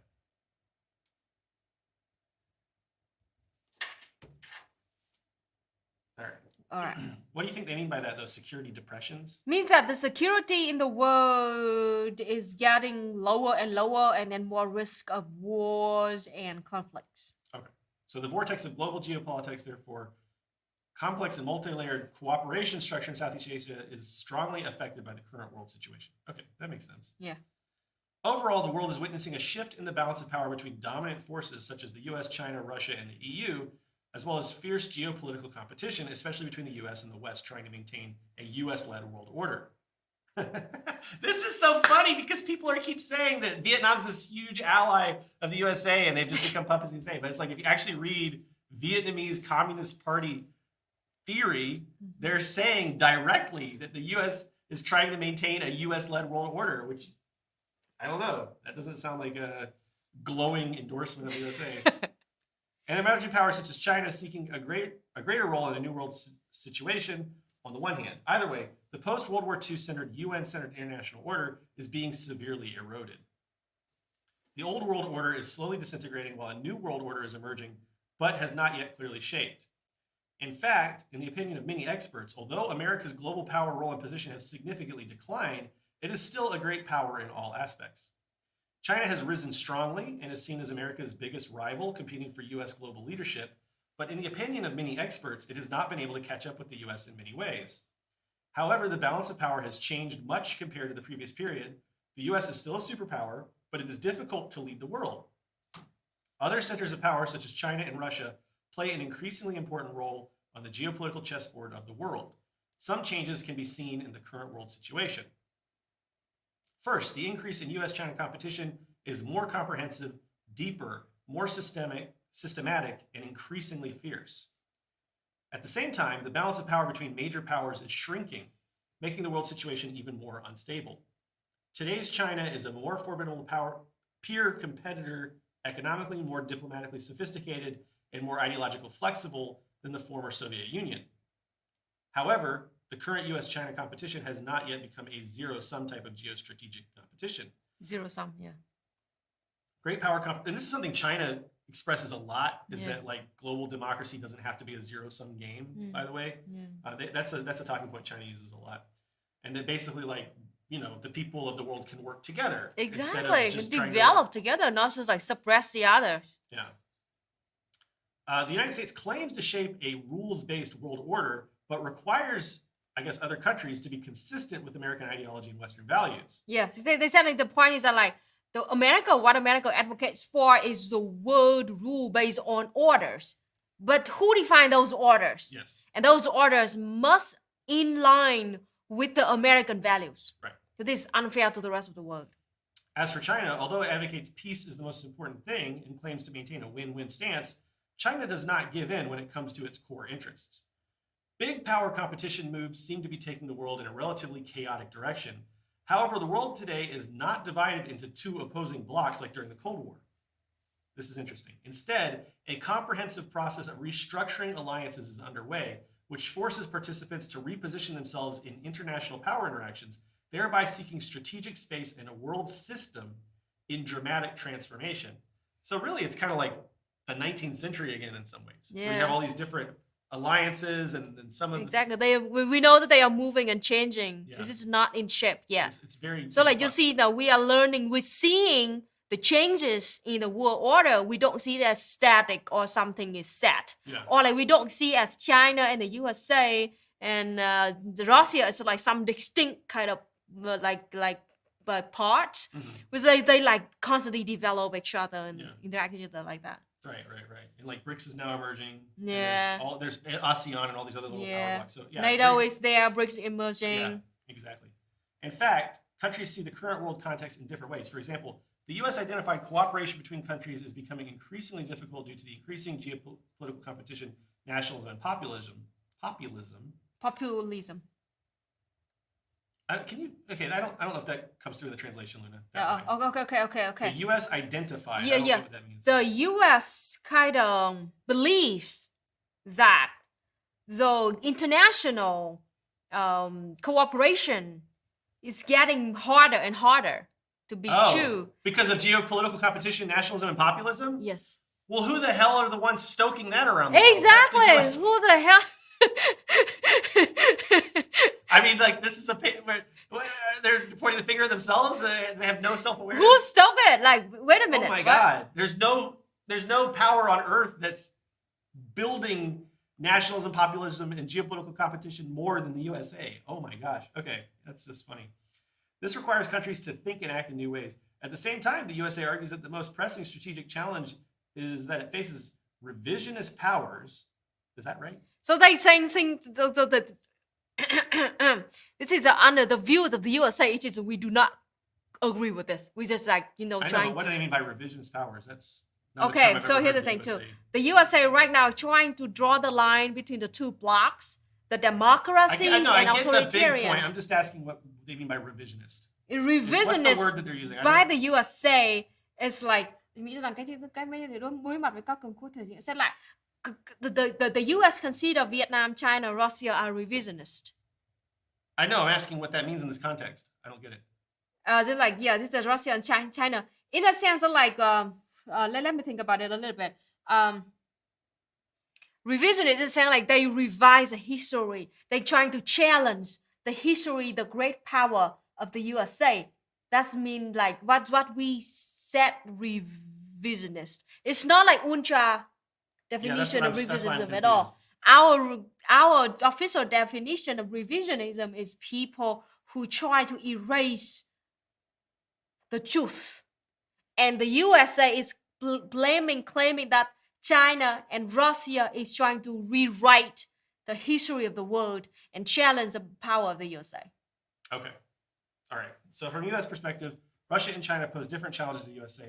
While Russia is seen as a direct threat to the free and open international system, China is seen as the only competitor that has ambitions to reshape the world order and increasingly has the economic, diplomatic, military, and technological power to advance that goal. Meanwhile, China said that today the world faces many challenges and different difficulties that no country can occupy the monopoly and hegemonic position in the world. Which is, yes, I like that idea. Why not have not one country dominate the world? Exactly. That would probably be good. At the same time, China insists that the United States and the West are promoting sidelined political hegemony and a Cold War mentality, as well as promoting a new Cold War. Therefore, changes in the world today are happening in unprecedented ways. China-U.S. relations are among the most important bilateral relations in the world today and are facing complex and serious challenges. Besides, the increase in strategic competition between great powers makes the world more and more divided and fragmented, according to UN General Secretary. So, yeah, there is a contradiction here. Yeah. There is a contradiction here. It's like, yes, this is good analysis. So they're saying, yes, it's good that there's like not one hegemonic power ruling the world. That's good. But the negative aspect of that is Fragmented. there's more kind of chaos. Mm. It's like, there's more power struggling and that sort of thing. You can skip this part. I mean, just quote that guy. I mean, Okay. talking about how chaos it is. Okay. Second, the impact of the Russian-Ukraine conflict on the current world situation has exacerbated geopolitical conflicts in the world, and major powers are also facing the risk of falling into the Thucydides trap. Grant, our resident Thucydides. What's the Thucydides trap? I need our classicist. Yeah. Oh. Thucydides wasn't a historian, apparently. All right, Luna's Googling it, I guess. All right, Vietnam Communist Review. You're getting a little too Deep heady here. here. Yeah, right. In 2022, the conflict between Russia and Ukraine is one of the major challenges. Oh, yeah. The Thucydides traps just means that people, like, there are people who believe that war is just a natural change when the new power is rising up against the old power. Wars is inevitable. Okay. I see. They justify wars by saying that. Okay. In 2022, the conflict between Russia and Ukraine is one of the major changes in global politics in the post-Cold War era. The essence of this conflict is the result of decades of accumulation and intensification of strategic conflict between Russia and the US-led NATO. Since the end of the Cold War, the West has had the strategic goal of containing Russia's rise and has continuously encircled Russia's strategic space by promoting NATO's eastward expansion. This is all true. Oh, sure. Undeniable. Provoking color revolutions and deploying missile defense systems in Europe. As a result, all true. As a result, Ukraine has become an area of strategic dispute between major powers. The Russian-Ukrainian conflict has broken the ultimate limits of international security, and traditional security issues have once again emerged, and the risk of large-scale armed conflict is growing. Since the outbreak of the conflict, the United States and the West, on one hand, have supported Ukraine in all aspects, on the other hand, launching a complex war against Russia on the fields. I guess they mean like... Many fields. Yeah, on many fields, okay. The emergence of new forms and modes of warfare has provided warnings about possible world wars in the future.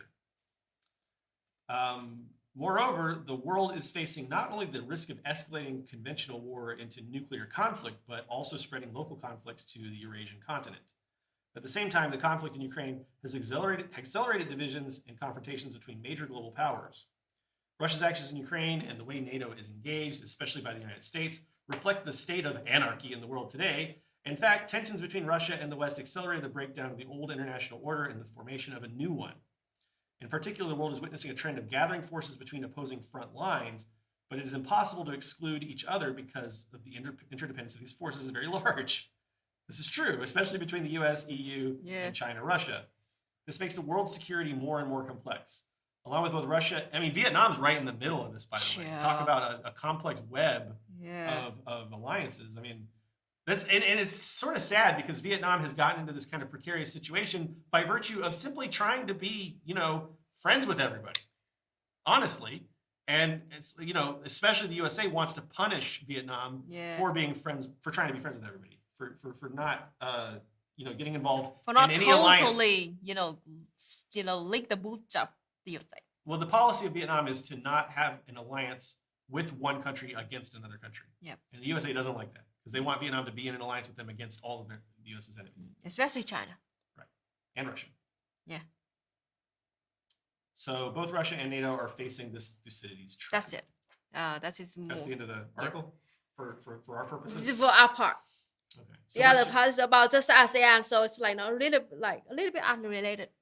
So what is your what is your thought on that? That is our the official analysis of the world order. I mean, it makes sense. I mean, it all makes sense. It all checks out. It's all based on fact, the material conditions that we currently inhabit. Hold on, we got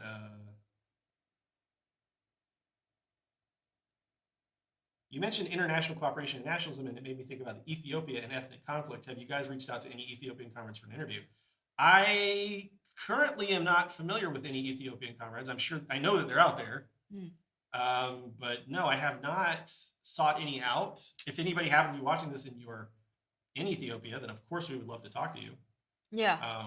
But yeah, that's something we can look into. It's definitely something we'd be interested in discussing. I mean, I want to talk to. I want to check back in with Comrade Booker in Kenya as well, and we have a lot of comrades in that region that we'd like to talk to. So yeah, that's something we'll definitely be looking into. Luna, do you in Vietnam celebrate the victory over Japan Day? What did you do if you do?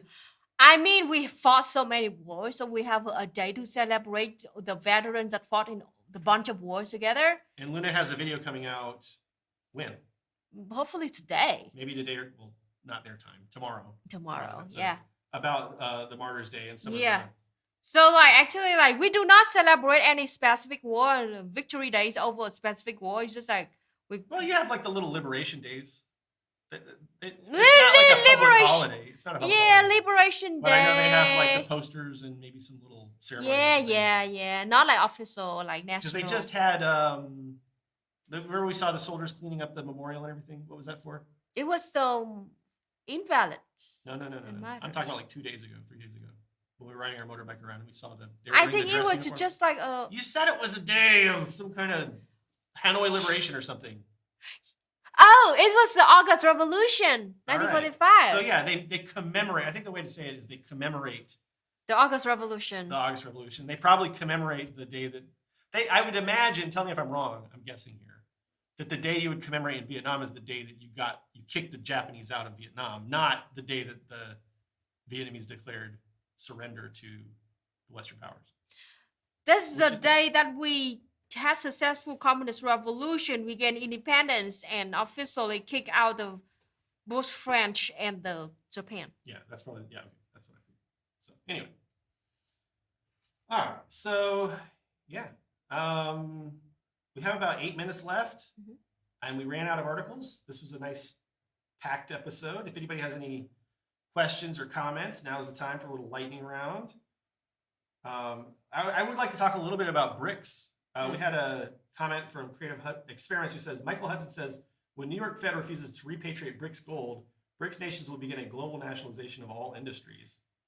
I don't know. I mean, I do not have enough insight in that realm to know if that's true or not, but I do know that Vietnam has been invited to participate at a BRICS event. Is that what's happening? So at first, French asked to join, and they were refused. And then Vietnam was invited, and we agree, and we will send a representative to South Africa at the end of this month, in the next few days. And we specifically Wait, you glossed over something that I'm just processing. Oh. France asked to join BRICS? Yeah, to be invited. And or they wanted to go to the event? Asked to join a meeting so they can talk about more in the future, but they were totally refused. And they got rebuffed.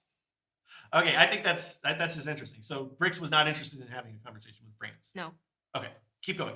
And then Vietnam will join the end of this month in South Africa. We will send representatives, especially we want to talk about the expansion plan, about having new members or not. I see. So at the same time, it's not coincident at all. Remember Biden said that somehow in the middle of September when he goes to Vietnam, he's gonna sign strategic partnership with Vietnam.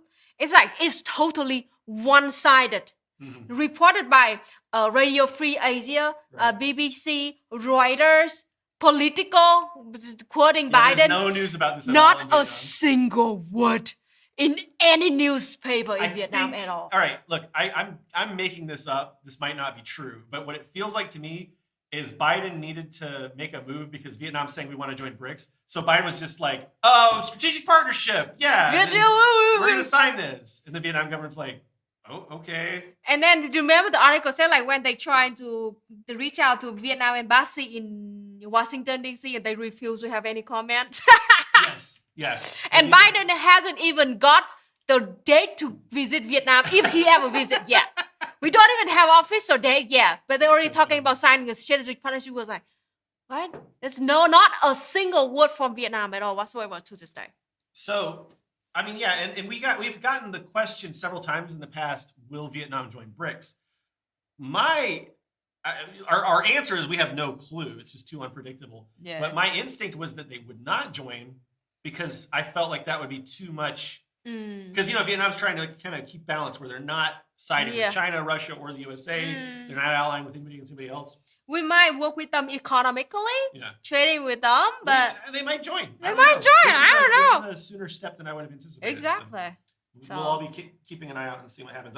I stopped making predictions. Or BRICS just might not take new members yet. True. Just like maybe just partners. Well, certainly not taking France. Certainly not taking France. Vietnam, this is from Leo Shroud, says, Vietnam should not trust the USA. The USA would do everything in its power to control it and kick off socialism altogether. You just read the analysis. Yeah, if you read we just read that Vietnam is well aware of that. Omega Haxer says, good one. But yeah, I think and trust that the Vietnamese are well aware of the fact that they should not trust the USA. You want me to put this on? For the last few minutes of the stream. Oh my gosh, as if I'm not hot enough after you. Grant, I'm having a bad hair day. I know. How do you like EJ in that new hat? I'm happy. I think I pull it off pretty well. Pretty well. It looks like some kind of, I don't know, like I look like it's almost like military headgear, except it's also. How are you not sweating right now? That looks so hot. It feels warm and comforting in a good way. I'm having good vibes from this right now. See, elephant send you good vibes. Can we get a Is close your up? studio not very hot? Are those lights not very hot? No, This- we finally put me on screen. We finally after years of struggling. literally 4 years, we finally have a studio with air conditioning. That is cold as heck. I love am it. covering myself with like winter jacket. Under my leg is 2 different blankets. That's how cold I am. I love it. I'm so happy. Grant thinks EJ is hot. Confirmed. I think Grant's hot. Grant found the ultimate solution to the white dude hair part problem.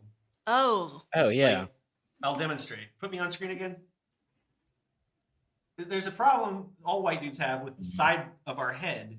Yeah. When we part our hair, there's just this mass of hair here, and it's like it never looks good on anybody. And Grant, show yourself now. Grant cut the Gordian knot.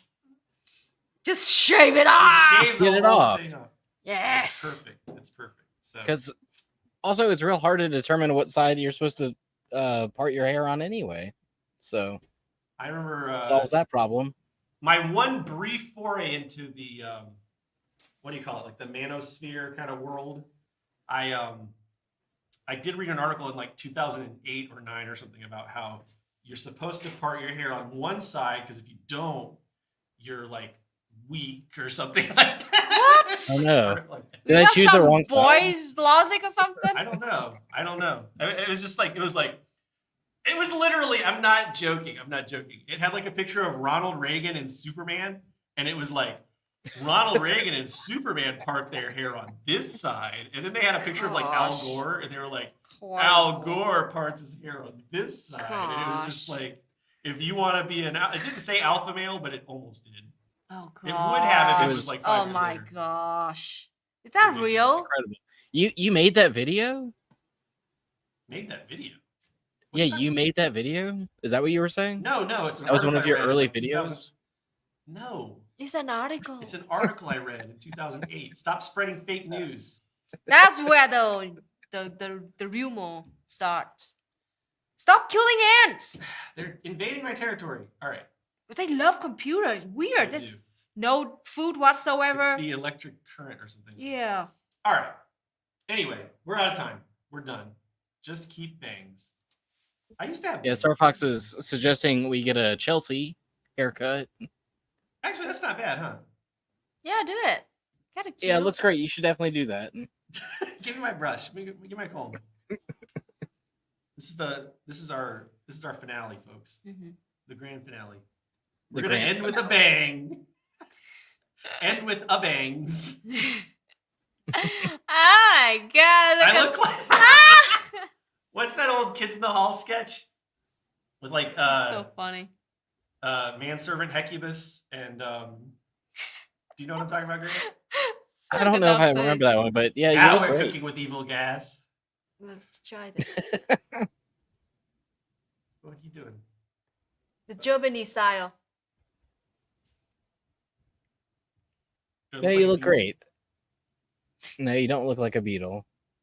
You look like a beatniks. A beatnik. Oh, you're right. A beatnik. Oh yeah. I look like I'm gonna corrupt the youth with my beatnik poetry and my jazz music. Look at that. Crazy, man. Crazy. Grant, we gotta get some beatnik music. Come on. Yeah. Oh yeah. Hold It's the on. closest thing we have to beatnik music on hand here. I think it's probably just that one. Info space? What are these? Oh, here we go. No, not lo-fi. Oh, okay. How about rock? What about We're night firmly in driving? after hours now, folks. This is the after party. Wow, that rock music's taking a long time to load. Yeah. I've never had a loading problem with the StreamYard music. That's weird. What? Killing ants. I switched to another one. Yeah. Oh. Oh wait, it was just started, but it was like.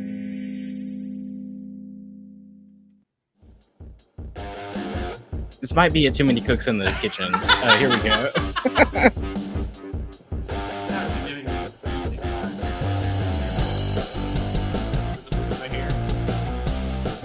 Yeah, it's great. We're gonna turn this off now. So I don't love it. You don't cotton to it? No. Why we are echoing now? Oh, because I wanted to hear the music. I'm muting it again. Very I don't good. know. Anyway, take a vote in the comments. Thumbs up if you think I should keep this haircut. Thumbs down if you think I should. Two What about thumbs book way hair? down. Oh my god, look That at one's that. good though. You should keep Look that at that, one. look at that, look at that. It's perfect. What do we call this one? I think this is parting on the wrong way though. Look at that. This is the beta male part. Mhm. Keep it there. Keep it there. According Make to it bigger. Instagram. Make it bigger? Oh, make it bigger. Show's over. Let's just go. Yeah. Full on. Wild. Pretty hot. I can't see it because you need more headroom on your camera. I know. I need hair room. Here, I'll just slump. Stomp. Yeah. Hot. There you go. That's better. Very hot. We're going to Eraserhead. I think it works. Hold on. Yeah. I want to do the book hair. Give me Yeah, the do hair. book hair. What is Okay, like this the is EJ gone. makeover stream? Yes. Luna, you butterfingers.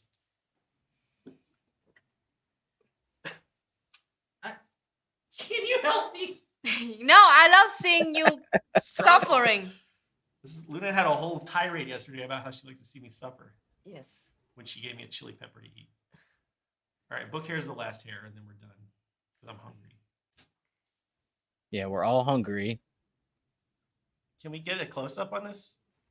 Well, Come no. on, you're missing the. Here you go. I don't know. I think my hair is like book hair proof or something. I don't know. It just Mhm. doesn't work. No. But kinda. I I gotta mean, do this. There. you look like kind of Wolverine hair a little bit now. No, I'm feeling this the least of all.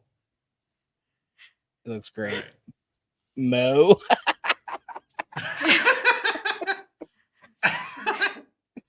Why I wanna? Yeah. Mo is more like this. The bangs though.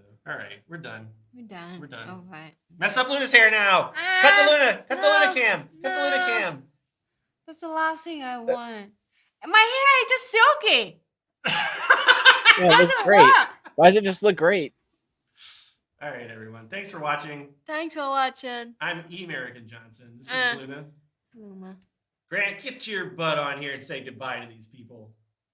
Oh, hi and goodbye. You all have a great night and good morning tomorrow or today, whatever it is. All right, take us out. Bye. Bye. I'm gonna let the producer end the broadcast this time. You're right. Hold on, I'll make a banner. Oh, okay. Oh, check the stream element to see. Oh, did we get a chat? I don't No, know. I'm just making it. asking. No, we don't. No, good. All It's the right, end now. goodbye. Bye. See you next time, Moodcast, Tuesday night. I have a video coming out soon at Non-Compete. Bye. And me too. Why isn't the broadcast ended? You're right. Oh, banninghouse.org shop. That's a good one. Very So read nice. Luna's Yeah, translation of The the- book. The Dialectical Vietnamese curriculum and Dialectical Materialism. Materialism. You could get it for free in the ebook version. You can make a donation Yes. if you want, or you can buy the print copy. if you Yeah, want to. in natural. Now you say 你好, No, now we say 再见. 再见, everybody. 再见. Hang up. Bye.